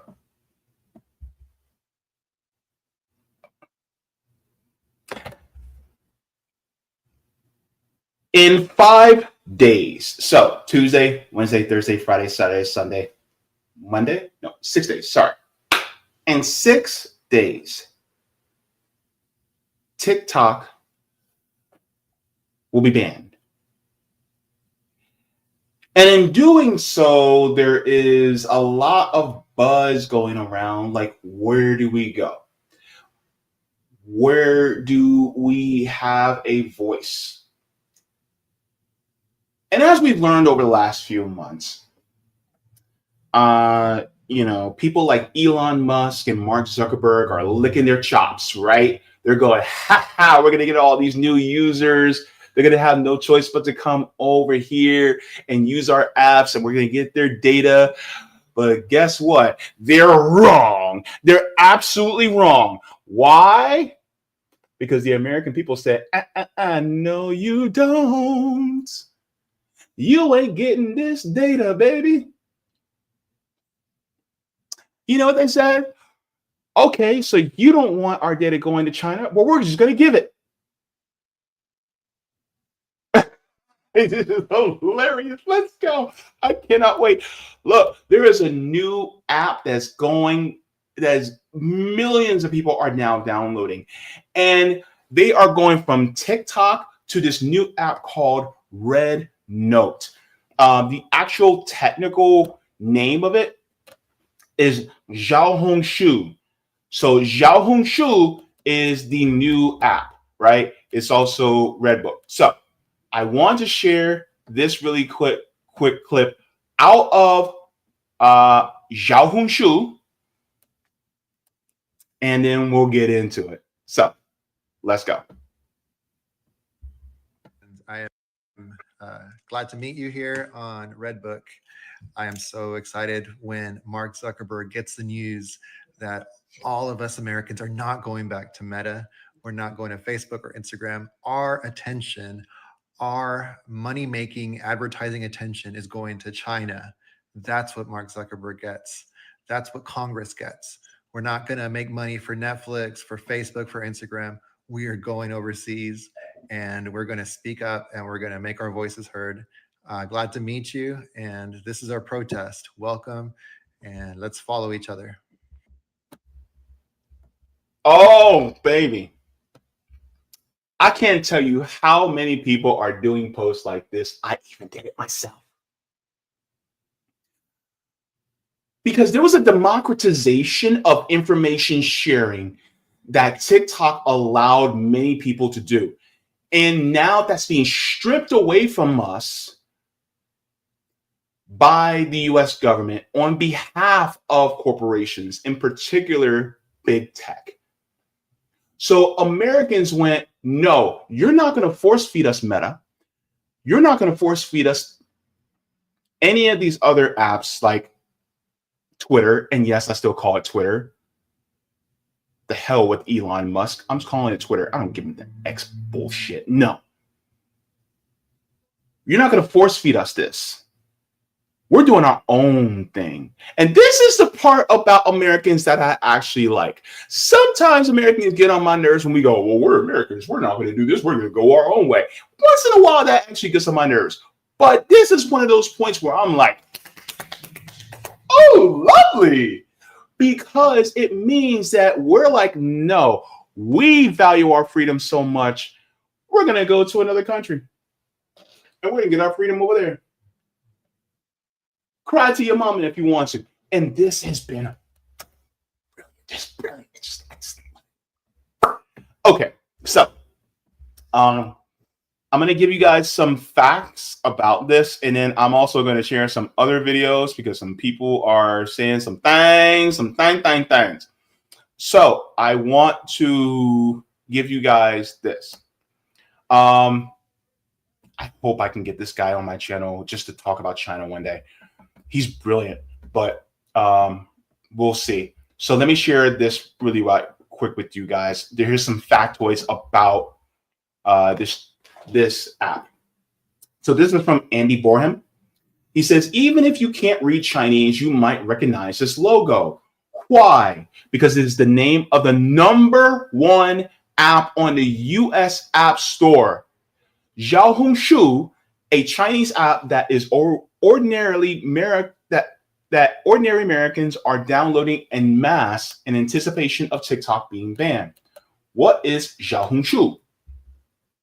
He says, well, it's a popular Chinese app that launched here in Shanghai in 2013 and today has 300 million users. So let's stop there for a second. 300 million users. There are 341 million Americans in this country. That's basically the equivalent of you taking out all the black people out of America and the rest are all part of Red Note. Because there's about 41, 42 million black people in the United States. So all you have to do is just take all of us black people out and you have everybody else in America, man, woman, and child, is on Red Note. That is how big Red Note is, right? So, yeah, it's a huge amount of people. Here's the other really interesting part. It says it means Little Red Book in English. Here's some more basic info. It says the app has 300 million users. 70% are women. Half were born after 1995. 35% were born after 2000. Half come from China's top cities. Xiaohongshu is a place to share and search for info on restaurants, travel, makeup, fashion, and everything else young people like. So, he says it's not currently a dedicated US version of the app. So new US users are interacting directly with Chinese users in a Chinese ecosystem. So here's that crazy part. More Americans are going to learn a shit ton about China than they ever have before. This is what's going to scare the corporate dictators. Elon and Mark are mad. They're so mad right now. Oh my God, they're so mad. Because, and then the corporate dictators, lackeys, the Democrat and Republican parties, they're also mad because they didn't see this coming. They thought that they were going to scare us into just running into American tech companies. And we said, no, no, no, no, no, no, no, no, no, no. Yeah. Oh my God. They're mad. And I live to see it. Look, here's their tears. Let me drink. Oh, so good. Oh my goodness. Tech billionaire tears. Let's continue. So it's because of that, I think American users will quickly get bored unless a US version is launched. Now, this is the part where I think, I don't know. We might, look, I foresee a lot of US users starting to learn Mandarin and going, hey, this is pretty cool. All right. I don't foresee a lot of us getting bored with it, but he might be right. I don't know. But I don't foresee that. I see a lot of us learning some Mandarin so we can navigate the site a little bit more better. He says another key point is roughly 0% is political. Says, sorry, I'm still trying to learn the name. But Red Book, I'll just call it Red Book. Users don't talk news, current affairs, or politics. It's all about the latest trends, spending money, and being cool. In that sense, it's kind of more like a Chinese Instagram and not really like TikTok at all, right? It's not that users aren't allowed to. It's just not the app for that kind of content. Because of that, the US users hoping it will be the next TikTok will be disappointed. And Chinese users may start to get annoyed with irrelevant US content.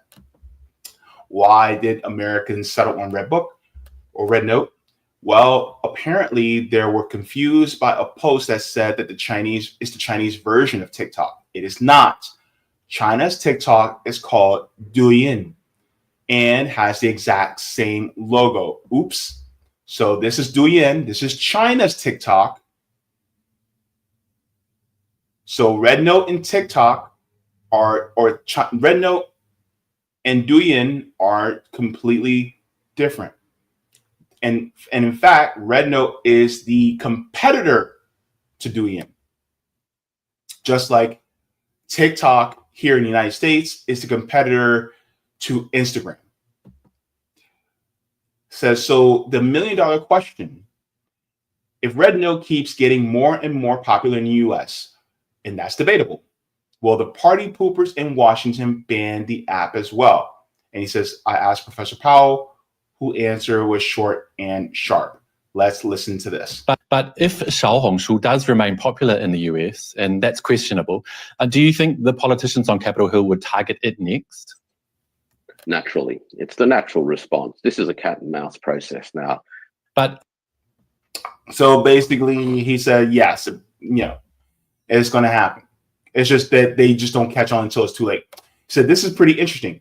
Here's what xiaohongshu looked like before it was swamped with new users from the United States. Now you see it's just a lot of fashion and, food and beauty, things like that, right?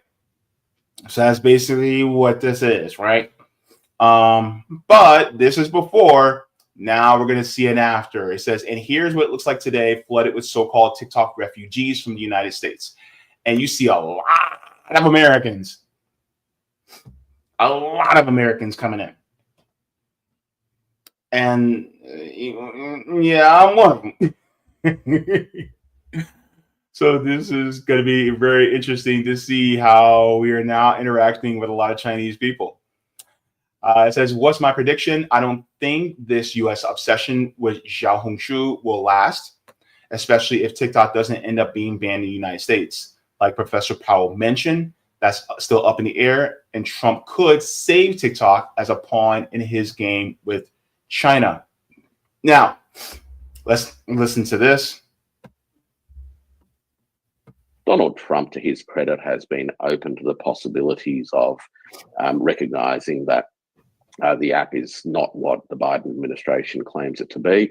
And time will tell, of course, as to whether or not it simply becomes part of a negotiation deck of cards that the incoming president will use as part of how he wants to re-engage with China. How this plays out, given the time gap between the 19th and his inauguration, I guess, will depend upon how the justices in the court come to a view as to when it is that they might reach their judgments and deliver their judgments. So, that's really in their hands, and perhaps some phone calls to the justices could lead them to require a few more days to think about what it is that they're going to ultimately conclude. So, yeah, I honestly do think that I don't know if Donald Trump's going to try to save, quote unquote, save TikTok. I think that the politicians don't want that because really Elon and Mark don't want that.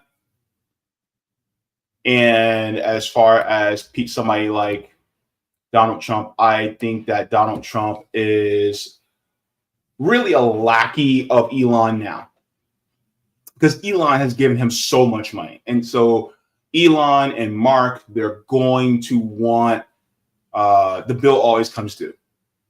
And so that's what I see from people like them. Ultimately, it's going to be it's going to be not good for Donald if he decides to save TikTok. Let me continue on here. It says, well, what do you think? Will the U.S. really ban TikTok? And if they do you believe China's xiaohongshu will really be the next big thing for the U.S. users? Please let me know. So I think that it will be a significant player.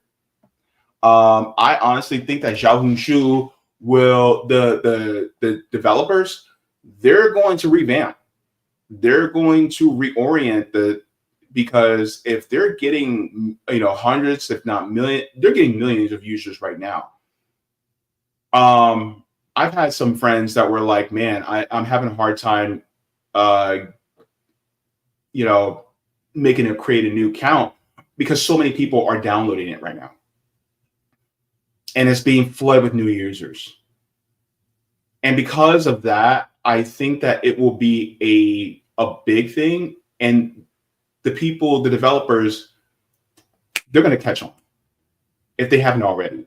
And they're already starting to put different parts more into English now, just to accommodate American users. And so I foresee it happening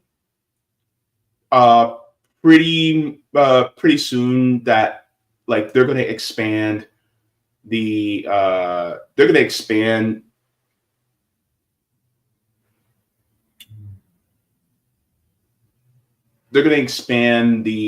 ability to do longer videos. They're going to as far as the algorithm, they're going to allow for people to be able to talk, more about social issues and political issues, things like that. I do not see it being out of the realm of possibility for them to switch it to something more expansive. Because here's the thing. Instagram, even though it was a picture sharing app at first, the funny part is there's a lot of political messages and social messages on Instagram, right? And so it's just suppressed more because it's Meta. But think about it. You can also shop on xiaohongshu. You can shop on there just like you can on TikTok, like pretty much a lot of the same things. Now, as far as Douyin, which is the Chinese version of TikTok, unfortunately, you can't download it here in the United States. I looked on the Google Play Store because I have an Android, and it says not available in the United States. You can go in the Apple App Store and look at it too. It'll say not available in the United States.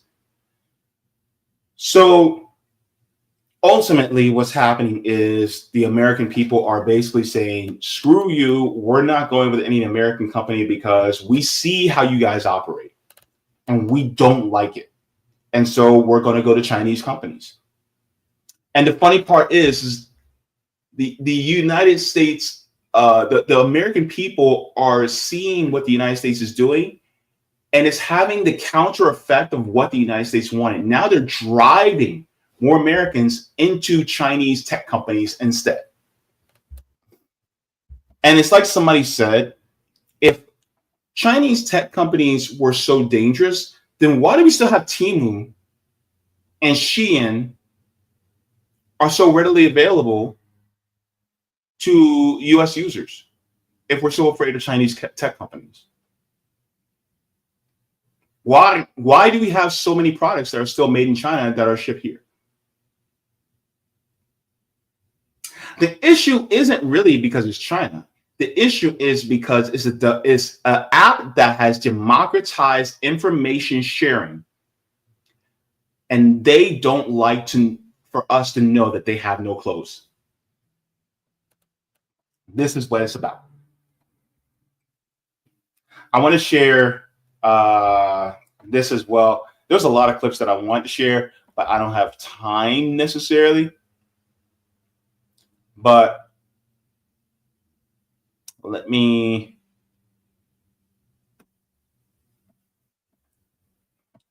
share this.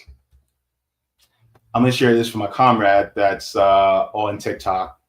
This was hilarious.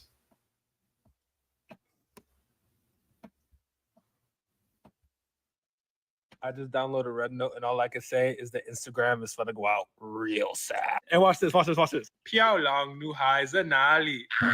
These niggas are light years ahead of us. First thing I see on this fucking app is Luigi content and fine shit throwing fits, bro. I saw a fucking post that said, Black people are greater than. And it was just a fucking collage of dark-skinned, beautiful people. Mark Zuckerberg was scared of me giving up my data. Bitch, I'm about to give that shit straight to Xi Jinping in a red fucking envelope, nigga. The niggas who get it, get it. And the best part is, I don't even got to introduce these niggas to communism. The app is literally fucking Instagram, Tumblr, and TikTok all fucking squeezed into one, bro. All I'm gonna say to y'all, though, is come with some fucking respect. Because I don't give a fuck if they're speaking Mandarin. Mandarin is the most spoken language in the fucking world. I'm gonna need y'all to lock in. But yeah, y'all can find me there. The at is the same. It's just Draft Dodger with a 0. The profile pic is the same. I already put up my first post.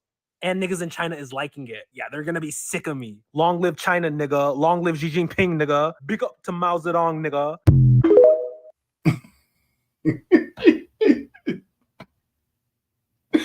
Oh my gosh, this is hilarious, guys. This this was an unintended consequence that US has seen, and it is just,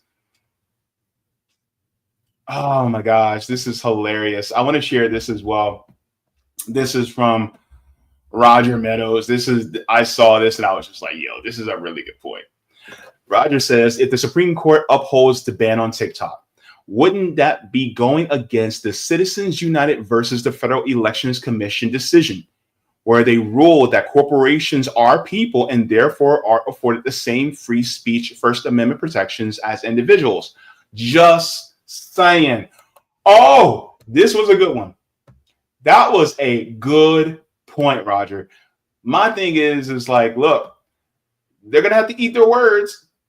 And capitalism, they sell themselves the rope that they're going to get hanged with. That's how it works. And I don't know what else to tell them, but y'all done messed up. Mark, Elon, you in danger, girl. Now, I'm going to share something with y'all really quick. Y'all want to know some other Chinese apps? Let me share that with y'all real quick. This is going to be hilarious. Watch it. Here is a list of all the Chinese versions of different apps. Oh, we're going to start off with Meta. WhatsApp, that's also part of Meta. You can go from that to WeChat. And I think WeChat is actually available in US markets. Then Instagram, okay, Redbook, right? We're talking about that now. X, Weibo, Messenger, QQ, Facebook to Qzone, Reddit, Tiaba, Netflix is IQEY. I don't know how to pronounce that. YouTube, I'm thinking about getting on this one. Bilibili. PayPal is Alipay. Google Maps, Map. Google Chrome is Baidu. Uber is Didi. I don't know. I don't think they have Didi here in the United States, so I don't think we'll be able to do that. But Yelp is Dianping. TikTok, of course, is Douyin. Temu is Pinduoduo. And then Tinder is Tantan. So I'm going to be real with you guys. If you guys want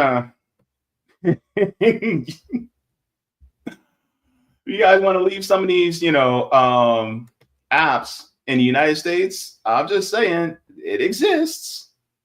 It exists. And then let me see. Do I have this?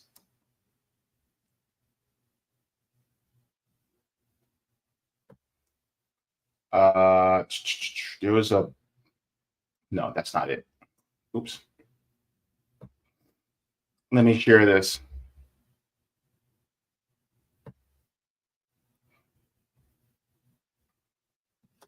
Is that it?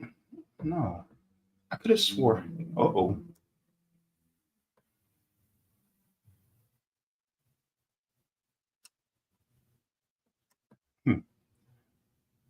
I guess I accidentally shared the same link twice. There was a.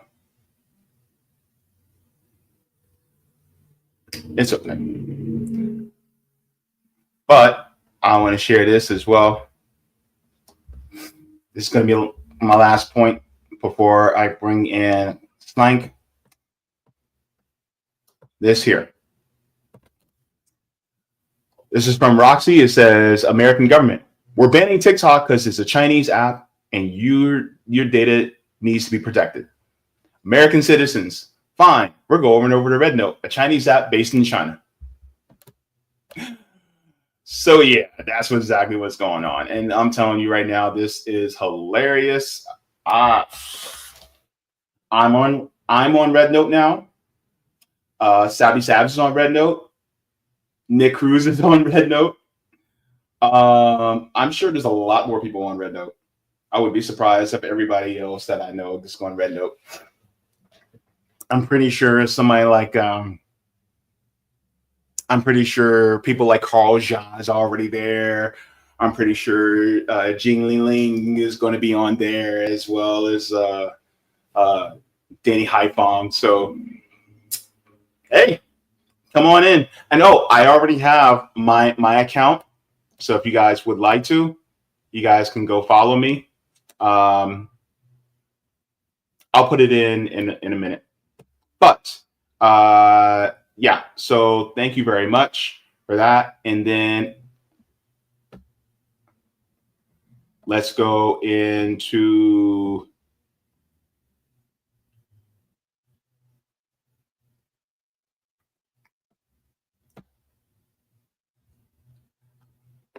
Slank. If you're ready, you just let me know, and then we'll transition into the next segment. Just let me know if you want by giving me a thumbs up. But what we'll do here is okay. All right, so we're going to go into our next segment really quick, and then I'll do all this, the chats together between the last and this segment. So my next guest that I will be having is an activist as well as artist, and I cannot wait to have him debut on the show in order to be able to have a conversation.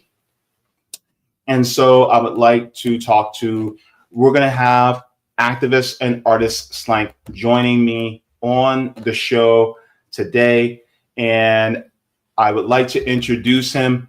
Thank you so very much for coming on to the show. Nice to have you for the first time. No, thanks for having me on. I appreciate it. Yeah, definitely.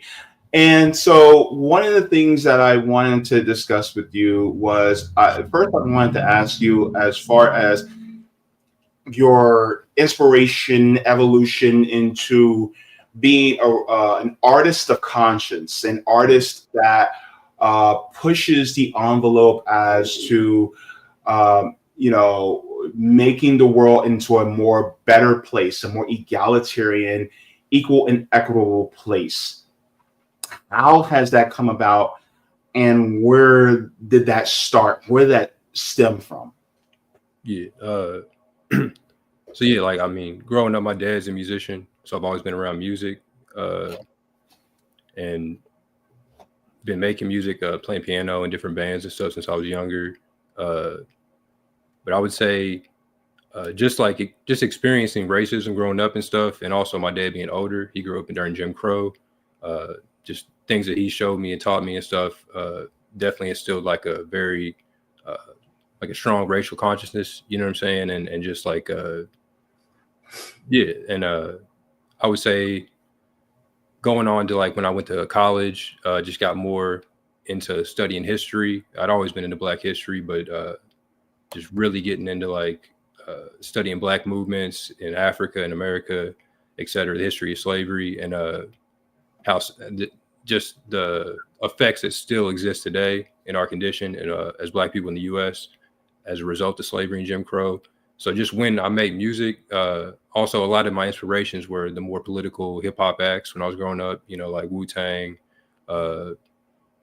just stuff that, Paris, stuff that's more politically conscious.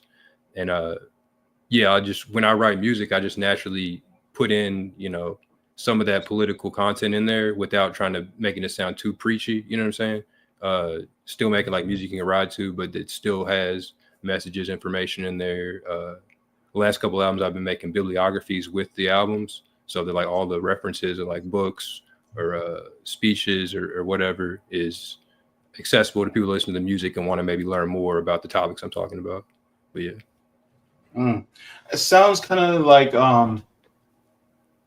Lupe Fiasco. He also was, pretty prolific in a lot of the raps that he did, and in the artistry that he did. And I feel like that is, I don't want to say it's a lost art within the hip hop community.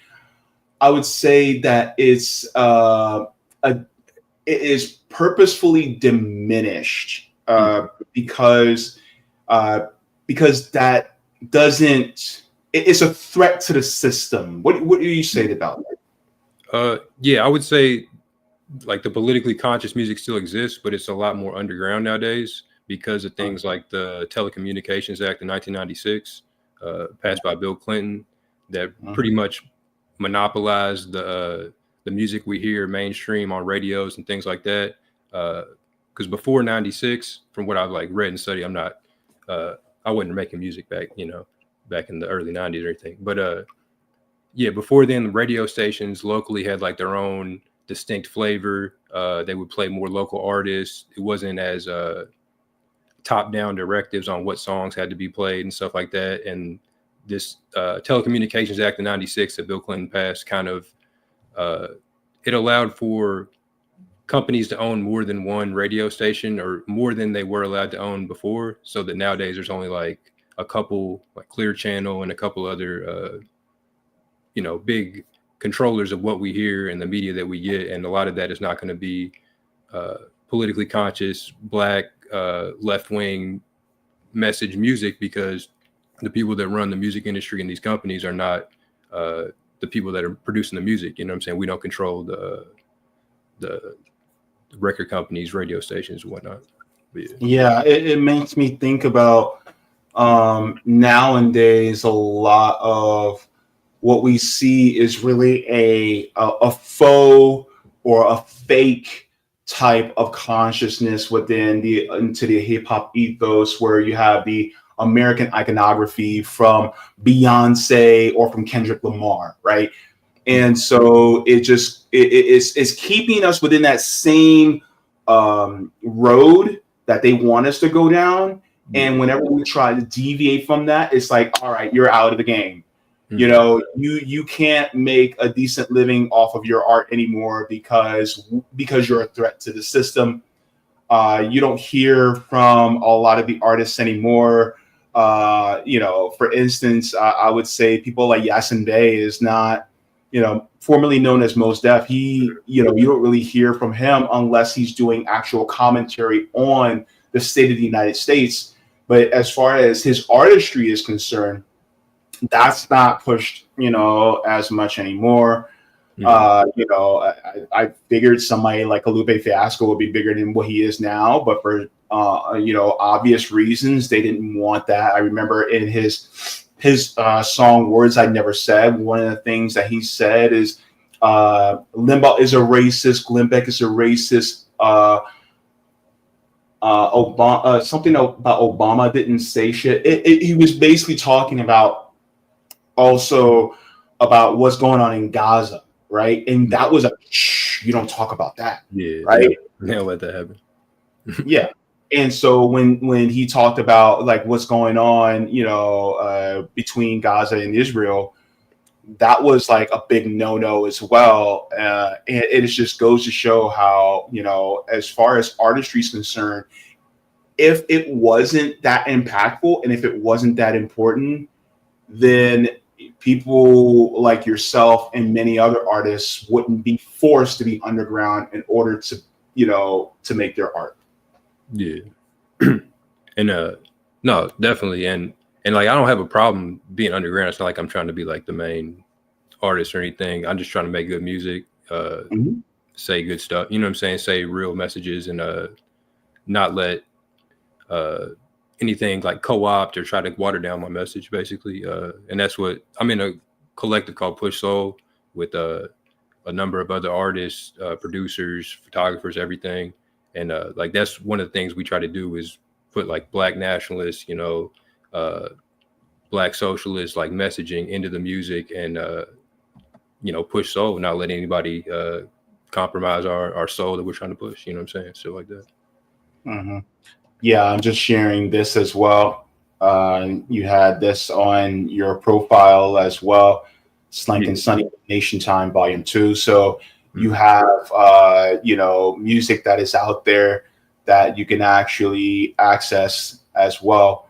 And I'll be sharing this into the chat for people who said they want to give you a listen. But another thing that since we're talking about the system and, this nation, really the empire, as we like to call it, One of the things that I wanted to also get was your thoughts about the recent election or re-election of Donald Trump.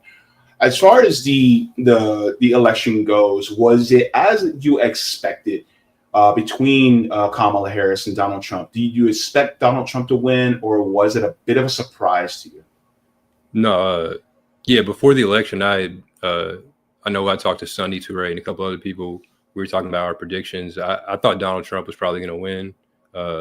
My reasoning was that I felt Kamala Harris is a lot less popular even than Hillary was, and Hillary lost to Donald Trump, so I didn't see her, doing better against him than Trump did. So yeah, I wasn't really surprised. I know some people are really thinking like it's the end of the world, but I mean, we've already been through a Trump presidency, so like it's going to be shitty just like it was during Biden, just like it was during Obama. So yeah.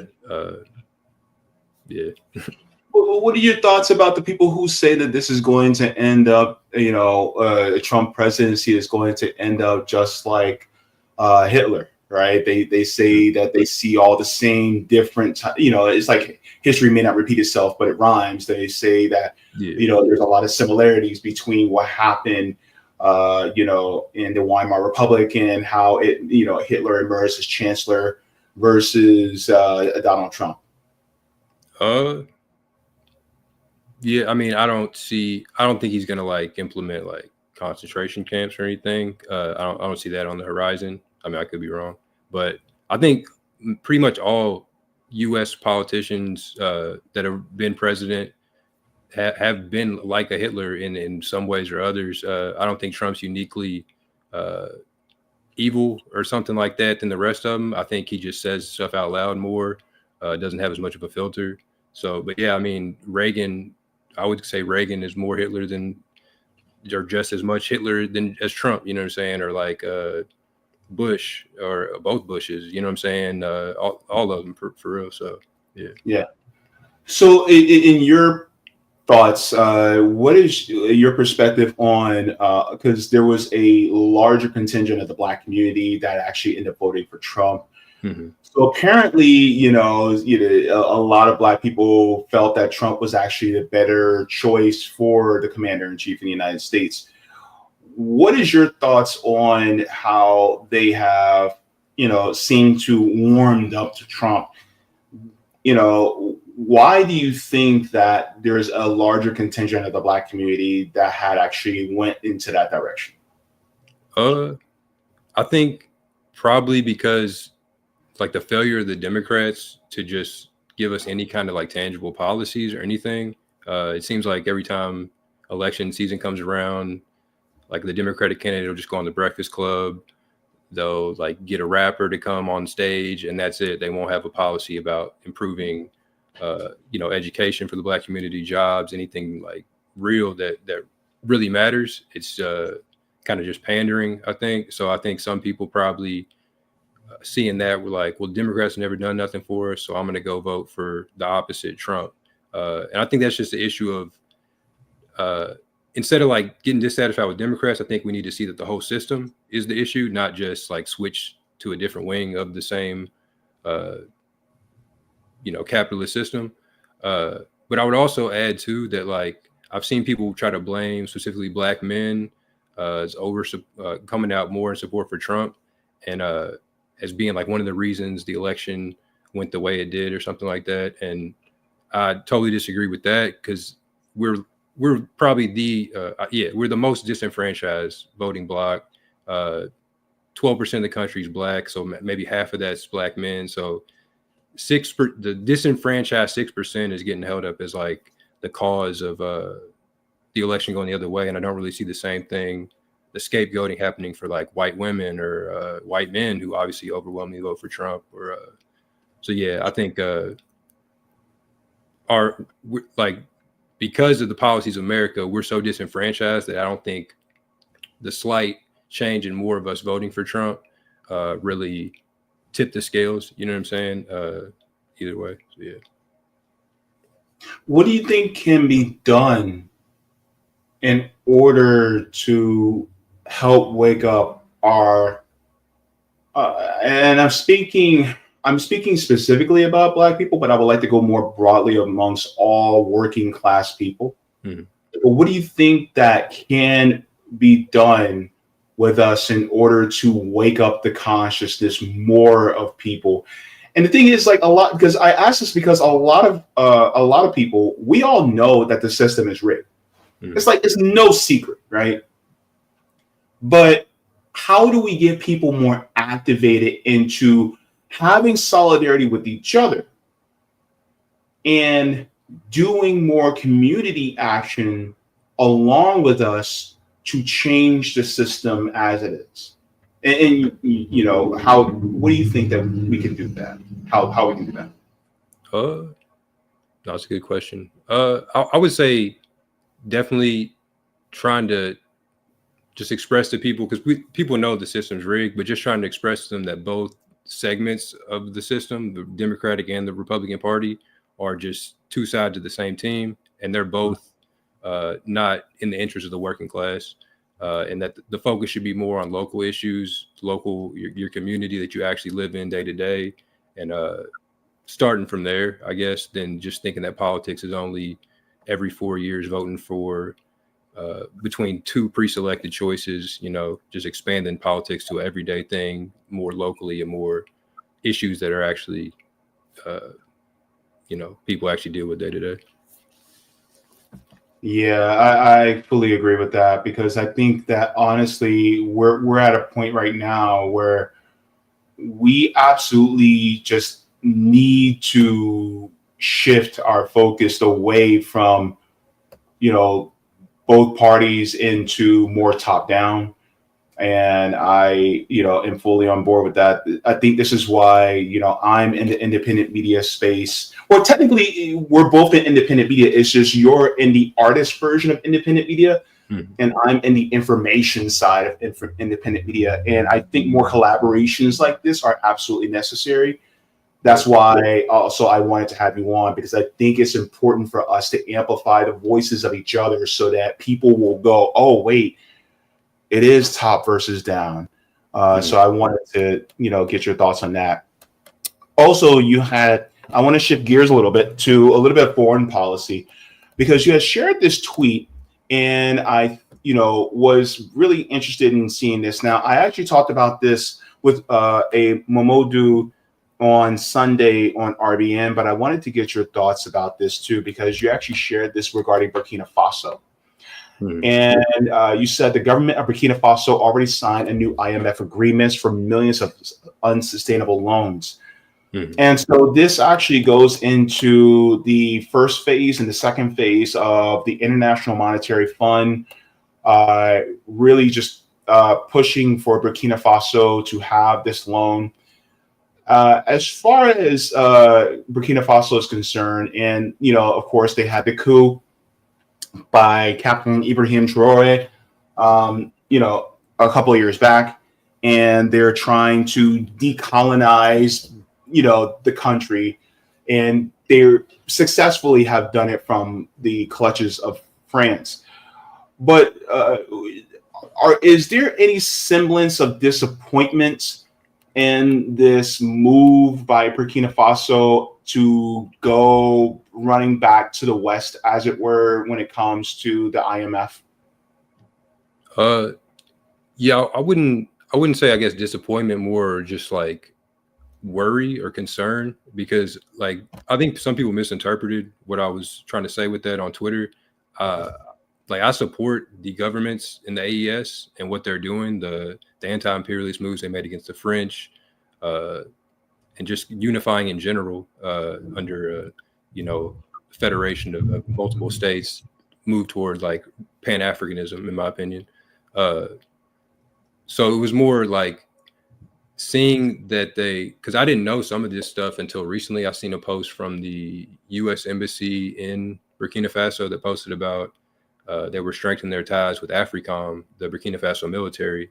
And I was just pointing out that I like the stance they're taking toward France, but it scares me that if they allow the U.S. to try to play this benevolent, like, oh, we're not like France, guys, we never really colonized y'all, that it'll lead to not self-reliance, not a self-determination or decolonization. It'll lead to like just shuffling of new overlords. You know what I'm saying? So yeah, like the IMF loan, I don't think it's going to destroy the country or anything. Somebody like said in the comments, you know, it's not a super large loan like other countries might have taken, but it's still 90 something million. And like, I'm no like financial expert. I mean, I'm an attorney. I just passed the bar, so I'm a new attorney, but I'm not a. Congratulations. Yeah, thank you. But I'm not like I don't know the ins and outs of IMF agreements, but I know that if they are offering these loans of 90 million, that there's going to be stipulations to them. And a lot of times with IMF loans, those stipulations involve austerity measures that hurt the working people in that country, as far as healthcare,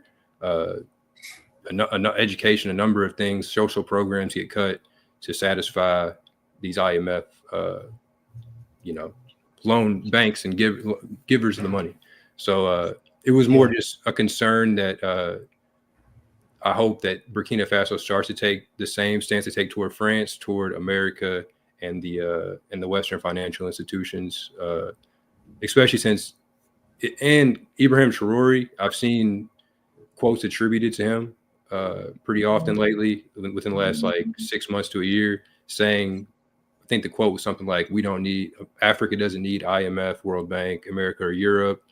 The nations that take these loans, something about making themselves enslaved. Yeah. So just that juxtaposed with his government like actively signing the loans kind of made me like, why would you even say that if you're going to take the loans as well? I think you could have just not said the IMF statement, the condemnation of the IMF, and then took the loans, and nobody probably would have said anything or like saw it as a contradiction. But yeah, I just think I'm just hopeful that they start taking more of the same stance toward France, toward like the US and the IMF and everything. Yeah, that's my thing. And like I was telling to Mamodu on Sunday, one of the things that I am trying to keep myself from being is I don't want to be this paternalistic American that tells the Burkinabe people what they should and shouldn't be doing. Yeah. My thought is like, and I'm not sure, I wanted to ask you this. Do you think that there could have been a route for them to go in a different direction, say towards, trying to get a loan, let's say from either Russia or China? One of the, people who are pushing for a more multipolar world, could there have been, a way for them to be able to get their liquidity for their country from either these resources? Because I know BRICS doesn't have a currency right now, but could there be some way that either Putin or Xi influences their governments in order to give a loan to the Burkinabe people so that they can, uplift their economy? Yeah, no, I think that is the way, and I think they're already doing that also with defense, cooperating more with Russia, definitely, and I think that's the way to go. Like I'm not saying that these countries, Russia and China, are only looking out or not looking out for their own interests as well, because they are, obviously, but they're going to give you better loans and better deals than the IMF, the Western governments by far.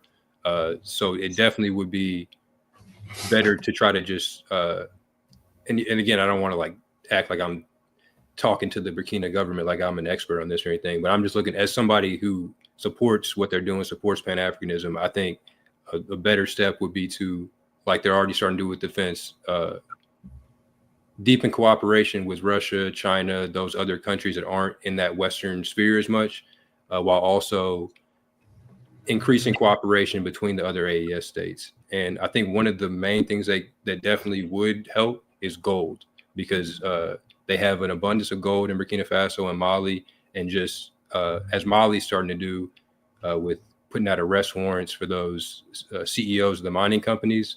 I think that needs to be AES policy. They need to start, telling these mining companies, like, either you're going to deal with this more fair or we're going to just nationalize the whole thing.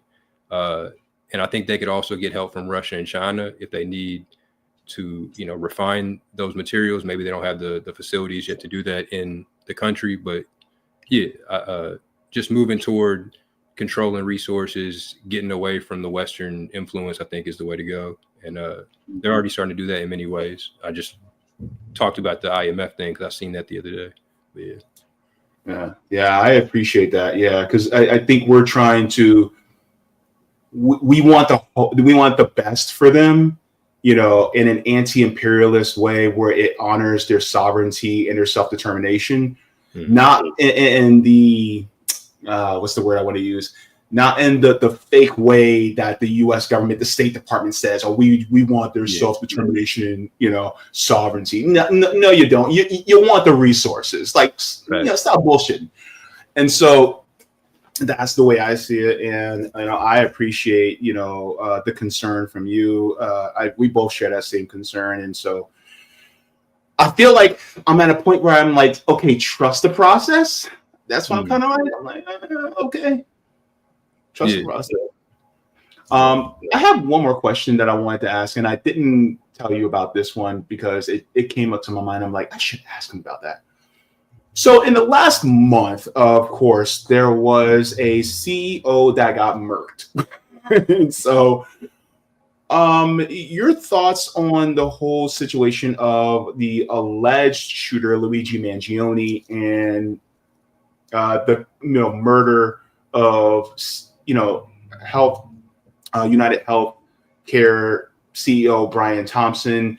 What are your thoughts about the apathy of the American people towards the death of the CEO Brian Thompson, and their seeming praise or at least respect for Luigi Mangione? Yeah, I mean, just the response I've seen, like you said, has been overwhelming. Like regular people, like me, putting memes up or supporting Luigi, and not really caring that the rich CEO, got assassinated or whatever. I would just say it shows that, like, regardless of politics, like the average people in America are not really, what's the word? Don't look favorably toward the way that these healthcare CEOs and just CEOs in general have been doing American people. People have horror stories about losing everything, trying to pay medical bills, losing family members because they couldn't afford medical bills. So just, I feel like people don't really have sympathy for the CEO that was making all this money. And I think he even had some kind of scandals behind his name, or like some things that people were looking into, maybe like embezzling money, or I don't know exactly, but you know what I'm saying?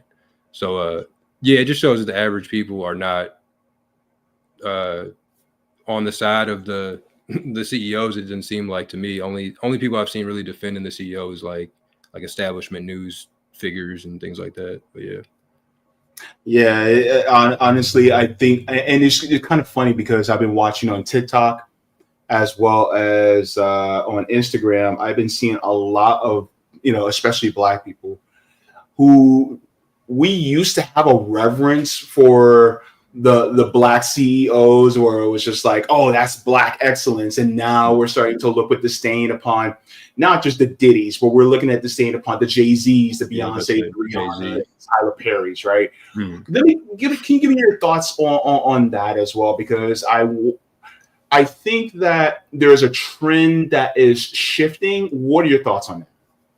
Yeah, I think people, especially Black people, are starting to realize that like our interests are not the same as a Jay-Z or Beyonce, or the fact that Jay-Z just made $1 billion doesn't help us. I think a couple of years ago, he tried to do something where he was supposedly going to give back to his former projects, Marcy, and he decided to open like a crypto workshop or something where he'd give you like a free Dogecoin or something if you came through. But so like the total disconnect in what he thinks we need and what these Black excellence figures think would help us, or they think they're going to give back to us by doing, and what actually we need is not at all close. So I think, people are probably just moving away from the I want to have dinner with Jay-Z to like just not fucking with Jay-Z at all. You know what I'm saying? Like, I don't know. Yeah. Do you have time for one more question? Yeah. Okay. What does Black excellence mean to you? Like Uh, real Black excellence. it would mean like we have control of our own probably self-determination. The end of America. Like, I don't know. Black excellence it doesn't mean fitting into what trying to imitate white excellence, I guess. It like Huey P. Newton once said that the positive visions of Black manhood are like formed through struggle against the dominant, white power structure. So it's not trying to replicate what the oppressor's doing or what the ruling, not trying to be a new ruling class member, but it's really going against the grain, I guess. And like actual Black excellence, if you wanted to define, like I would define it, it would be being in total opposition to the dominant white Western imperialist paradigm. Yeah. So like a Fred Hampton or a Assata Shakur. Yeah, it's Black Right. excellence. Yeah. Yeah, or James Baldwin. Well, that was a wonderful answer. I was, elated to hear that from you. So I also like to know what, projects you have coming up. I know you're definitely an artist, and I want to share that with everybody else so that they can see your work. Of course, you are an attorney by day, but you are an artist by night. So if you let people know what you have coming up. Yeah, me and Sonny Toure, who we've done the last 2 years in February, we dropped a project called Nation Time. That's basically like a concept album about Black nationalism, a lot of clips from Malcolm, Amiri Baraka influence on there. But yeah, we got part 3 coming out in February.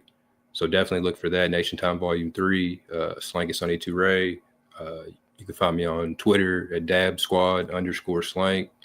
I'm on all the Spotify and Apple Music. Just look up Slank Nation Time or something, you'll find it.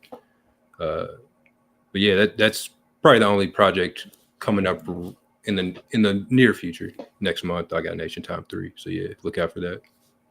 All right, man. This has been a wonderful conversation. And you know what? One of the things that I actually value is the fact that not only we can get into art, but then we can also get into politics, both domestic, geopolitics, and really chop it up, because I think that those of us who are Black especially, we have a lot of these ideas, we have a lot of these thoughts, but it's just like we're not asked about them as much. And I think it is important for us to be able to comment on these things. And I think that a lot of times we get this feeling like, well, this person is an artist, we shouldn't ask them about this. When in reality, we should, because that also informs the type of music that they put out. And it helps us delve into their mindset when it comes to the art that they make. But it also helps us to be able to go, this person is really, and to use the term in actual form, they're actually woke to what's really going on. And they're not just trying to keep us within the same system as before. So I just want to say that, first of all, I appreciate you for the work that you're doing, as well as the contributions that you're doing to our society. No, same to you, man. I appreciate you having me on. It was a great conversation, everything. Yeah, Dad. Thank you so very much. Everybody go ahead and follow Slank and go and get his music. Thank you so very much. And I'll see you on the interwebs. Peace. All right. Thanks. Bye-bye. All right, everybody. So that was Slank. I hope you guys enjoyed our conversation. Brilliant guy. And, there's a lot there's a huge amount of intelligence that's required to just be able to think as deeply and get into the art form. I'm gonna be honest with you. I don't think I'm at his level. I don't think I'm at his level, man. Like, this guy is brilliant, man. And it's people like that I aspire to be like. So shit. I got some work to do. But thank you so very much for joining me, Slank, on this one. And I can't wait to have him back on again in the near future. I definitely will have him back on. So, did you like the stream? Go ahead and give it a like. And we're going to go into the comments, and then we're going to head on out. All right? Because I'm hungry. All right, let's get into the chats. Man, that was a great conversation. Let me check on the Rumble side really quick. Did y'all comment? Uh-oh, we got people in the comments. Okay. Oh, Lord, somebody done went ham in the comments. They went ham. All right, so let me see. So here we go in the chat for Rumble. Let me just So Junior says, brother, they have just diversified the resistance. Yes. He said Zuck thinks he can weasel his way out of forcing TikTok refugees into using his pathetic CIA scam. They're being the idiot, corrupted legislators who launder money through war profiteering. As for Elon's private Idaho X, that was already played when he played alpha male. Already played out when he played his pathetic sadomasochistic alpha male. There are alternate ways to DLAPK. Oh my goodness. Yeah. Red note for the win. Concentration camps, tent cities for homeless people pretty close. Yeah. Thank you very much for that. Like, you know, I honestly really do just like, look, if anybody asks me about Elon Musk, look, I usually don't hate on people. Except for Elon Musk. I'm sorry. I'm one of his biggest haters. Like, I typically don't hate, but I'm going to hate on that man. I'm hating on that man. Because the thing is like what he has done, this man literally has Donald Trump in his pocket. He got Donald Trump in his pocket. This is what, do not trust billionaires. Bad. All billionaires are bad. I'm saying it. All billionaires are bad. I don't care who you are.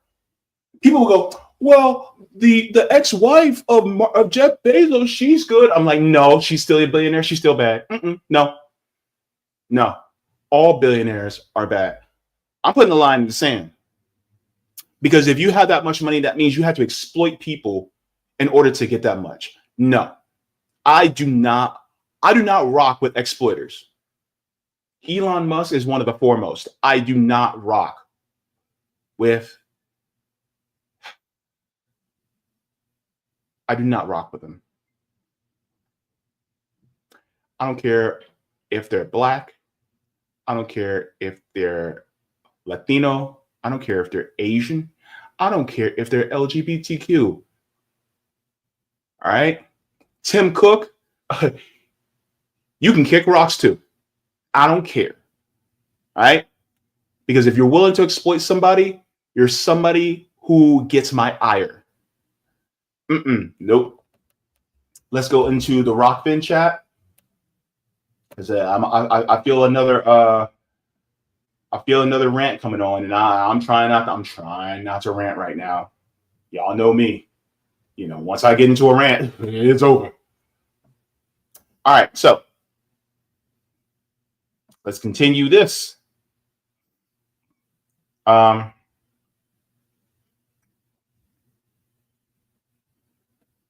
Dave first says, nice to see you working with Sister Jill recently. Yeah, I was the co-press director for the Jill Stein 2024 campaign. That job is over now. But yeah, she was awesome. Roger says, hey, I know we all want to pounce on FDR, but it's important to remember the way things are done, which continues today. The federal government, in the exception of the VA and Social Security, have never delivered resources and money directly to the people. They give it to states, aka governors, who give it to municipalities to decide what to do with it. So it wasn't necessarily FDR that left us out, but the racist governors, mayors, town supervisors, county executives that made sure we didn't get it in the New Deal goodies.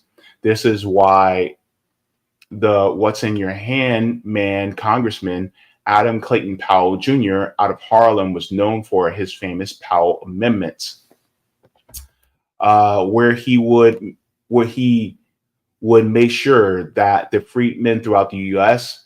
got the benefits of whatever legislation that passed by putting in a requirement as an amendment to every bill that was brought up. They called it the poison pill because it immediately killed the legislation until ultimately they had to relent. So he wasn't just looking after his constituency of freedmen, but freedmen across the country. However, this has got to change. When you owe someone, give it to them directly, no middle man. It's the president and Congress want to give us something, then deliver it directly from the federal government, bypass governors. Mayors can, executive town supervisors, okay. If they want to give us some things, then let them come up with their own money to do so. Yeah, I agree with that. Just to comment on this, I think it was back in 2021, I would say. Yeah. Where the mayor of Orange County, Jerry Demings, this is one thing I will praise him for. The money that the federal government gave him, he used that money to give to business owners and residents who were suffering during the pandemic. Direct cash payment. That's one thing I will say. Okay? That was a good thing that Jerry Demings did. Unfortunately, he didn't have enough to give to more people within the county. I wish he did, because there was a lot of people that were suffering within Orange County during the pandemic. And here's the crazy part. We live in Florida, and we really didn't shut anything down. But Jerry Demings decided to do a countywide shutdown during the pandemic. And so us in Orange County, we shut down even though the state didn't shut down. But he also gave money to the residents as well. So that's one thing I will give him praise for. And I'm very tight-fisted with my praise for Jerry Demings because Jerry Demings is ultimately a cop. But I gotta give credit where credit is due. See what I mean? Gotta be fair. But yes, just to your point, Roger. Appreciate that. He said, red note, yes. When will the government ever learn? Every time you try to ban something you create a black market. It never works. Would have been better to just tell us that TikTok is bad and full of disinformation, misinformation. That's it. Look at this base post I put up yesterday. James. Is this the one that I shared earlier? Yeah, I shared that already. Okay. About the Supreme Court. You didn't know I was already popped up. I already copped up to that. And then this one is surprise. I couldn't. Wait, what in the hell is this? What in the world? Roger, what did you send me? Roger, are you going to get me in trouble? Roger, before I share this video, is this going to get me in trouble? Are you in the chat right now? Roger, you better be in the chat right now, because if I share this and if I get my ass in trouble, you getting in trouble with me.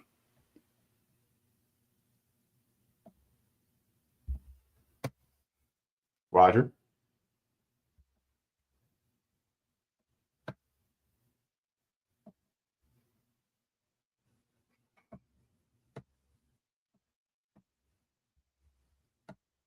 All right. You about to risk it. You're about to risk it right now. What in the hell is this? Ben's big load. Ben's Big Load by Kinsey Mazing. This is Ben. He's been carrying around a huge load for weeks. He needs to drop his load soon before it starts to leak. No matter how hard he tries, he can't seem to let it go. He wishes he could just release it and watch his huge load flow. He tried to drop his load off at Susie's place last week, but when he brought it by, she said, "Not here, your load reeks." His load is overbearing. He's filled up to the brim. He needs to dump his load soon, or it might be the end of him. His friends can tell he's hurting. They see that something is wrong. They ask Ben about his load and why he's been waiting so long.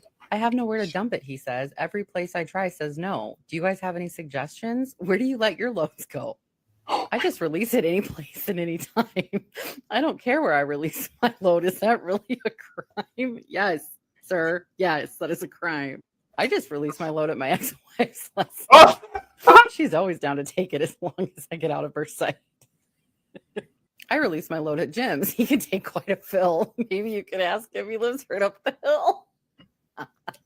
Ben decides to try it. What does he have to lose? He grabs his coat after finishing up his booze. Hey, Jim, how's it going, man? I have a favor to ask. I've got a huge load, and I need to dump it fast. Well, it's going to cost you. You can't just dump it for free. If I let you release your load here, what's in it for me?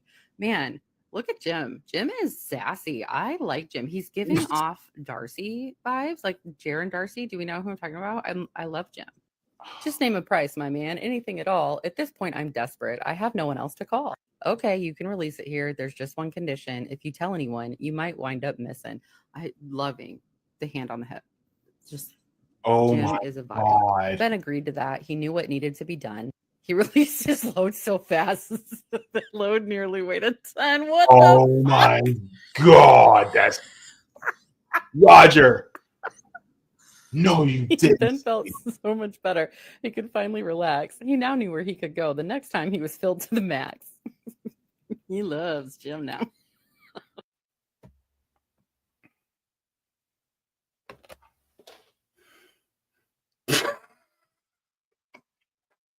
What the hell, man? What the Roger? You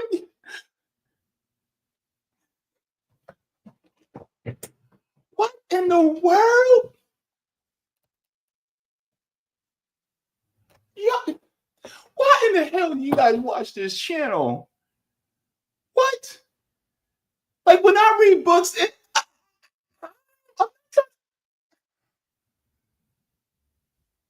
I promise you guys, I don't read books like that on this channel. I don't.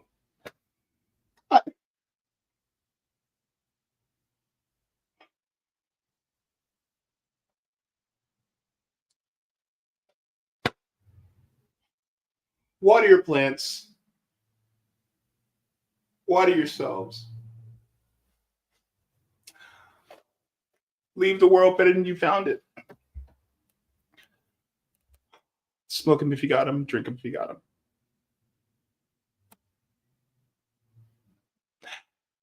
I ain't done yet. Hang on.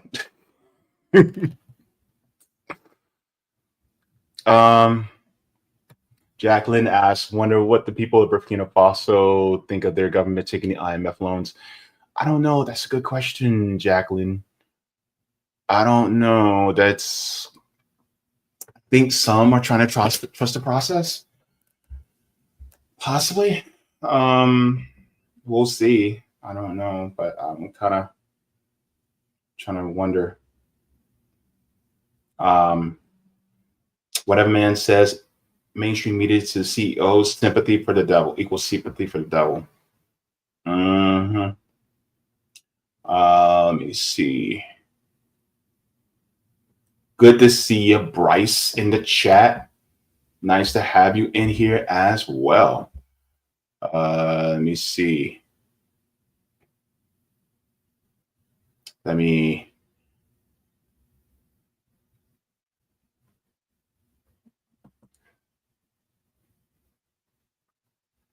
We got Kill Grigors up in the chat too. Good to see you.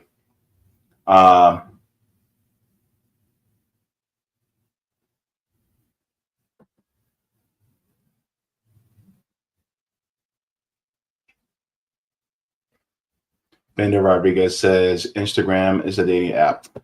Look, it is equal parts people talking about social issues and political issues, and it's also thirst traps. Let's just be real. That's what it is, and some comedy thrown in. That's honestly what it is. It's thirst traps. It is thirst traps for everybody of every stripe, if you know what I mean. It is. Yeah. Somebody probably read that book on there too. Zoe says, "What's your red note ID, James?" Jaybefaunt. Same thing as the channel. It's easy to find. Actually, should I let me find myself on here. No, I don't want to. Is it forcing me to log in? It's forcing me to log in. All right, hang on.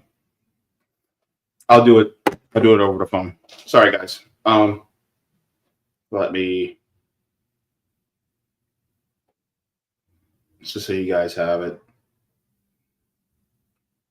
And if you guys aren't able to get the code sent to you through your phone immediately, and also make sure to change the country code. If you live in the United States, it's always +1 for the country code, just to let you guys know, okay? But if you guys ever decide to go into to download it, then you guys can go there. Let me see here. Make sure I don't hear myself. All right, so here is.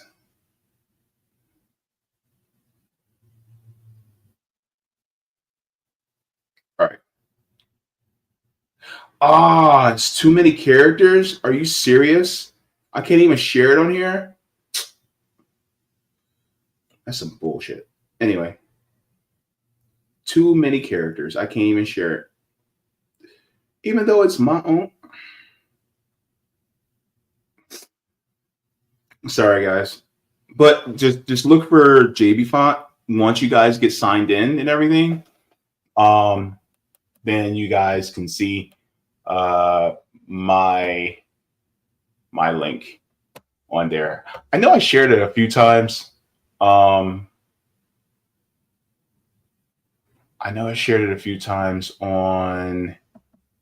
my. Hang on. I know yeah. I'll open up this. Oh wait, can I? Hang on. Okay, copy. I don't know if I'll be able to do it this way. Is it going to be too much? I think I just shared it. I think. And let me share the screen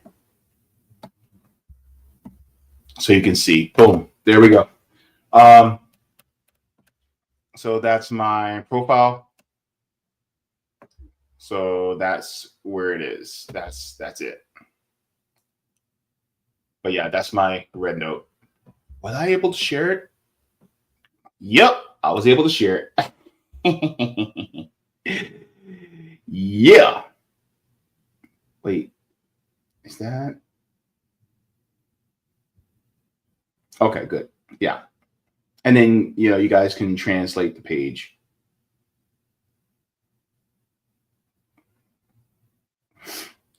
All right. So you stop sharing there. All right. And let me see what else. Kate Mack, thank you so much. So you don't give yourself enough credit. You inform and help so many people. You are brilliant as well. You guys are so sweet.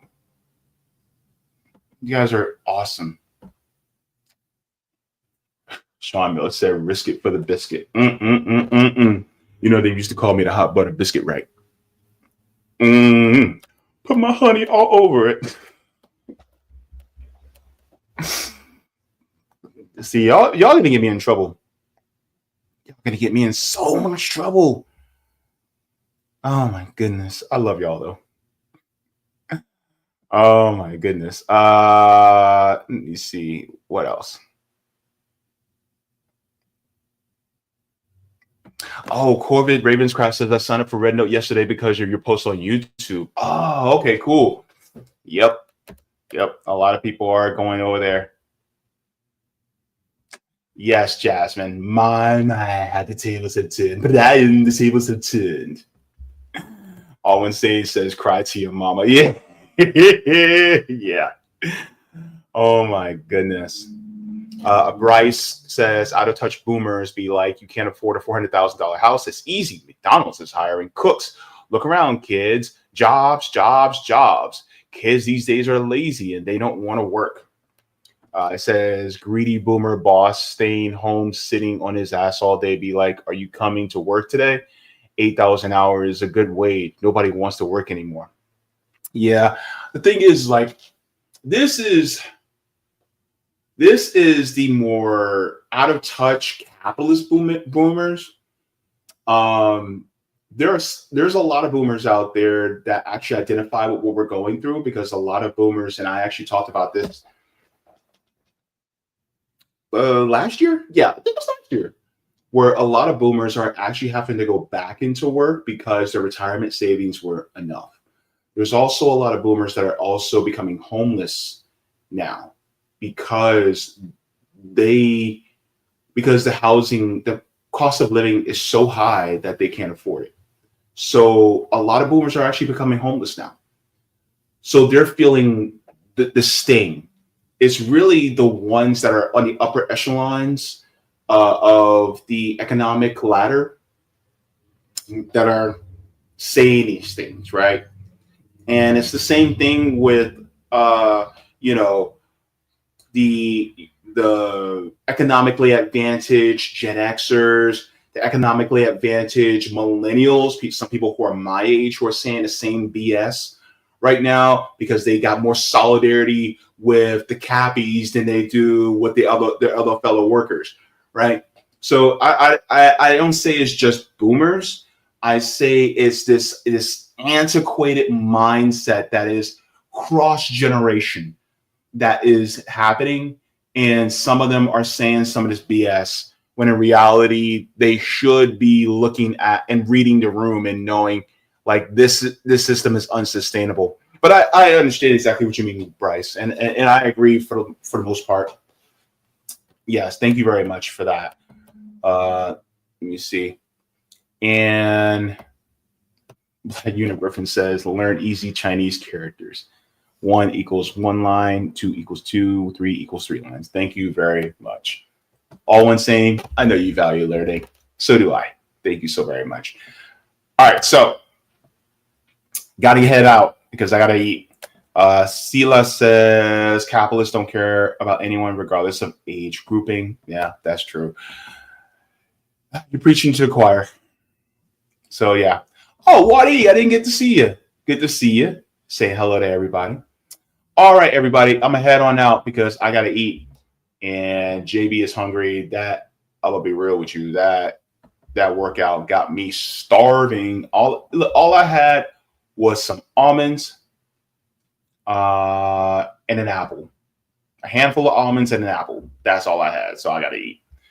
But yeah, so everybody, thank you so very much for tuning in. Also, Rome's birthday is this Thursday, and I know he's doing a mutual aid action. So if you guys would like to, you guys can donate for that so that the mutual aid action that they're doing in Detroit goes, successfully. So I'm going to put his PayPal, Venmo, and Cash App in the chat right now so that you guys can donate to that. And also we're trying to raise money for our mutual aid action, but I'll be focused more on that after Rome's Tour for the Poor action that he's doing. Of course, he's still locked up, so if you guys would like to, you guys can always donate. I will also share his GoFundMe just in case anybody wants to share that as well. And yeah, so we guys got that there as well, so you guys can help him out there if in case you guys can give him a little assistance and throw him a bone. So yeah, appreciate it. And yeah, and then hopefully he'll get that. He'll, you know, I'm hoping some, you know, hopefully in the future things turn around for him, you know, because, you know, I want to make sure he's good. And so with that being said, I hope you guys have yourself a wonderful evening. Please do not carry too much loads.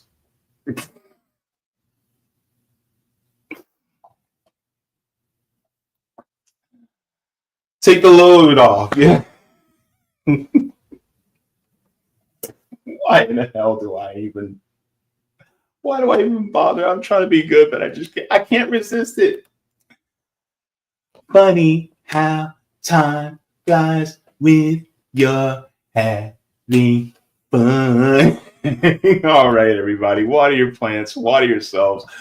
Leave the world better than you found it. Smoke them if you got them. Drink them if you got it. If you ain't got it, then watch something funny or read something funny, because joy is revolutionary. I thank you guys for watching for this beautiful day. You guys take care. I know Sabby will be live at 7 p.m. this evening, so go ahead and flood her comments with some love. And I'm not sure if Nick went live at all today, but I think he's going live tomorrow. So don't forget to flood his comments with some love as well. I love you and appreciate you, everybody. All right. Mwah, forehead kisses, because that's the kind of guy I am. I thought I had something funny that I wanted to share towards the end. I had a funny video that I wanted to share, but I don't know if I still have it. Do I have it over here? That's a little too long. That's what she said. Hang on. I know I had something I wanted to share. I think I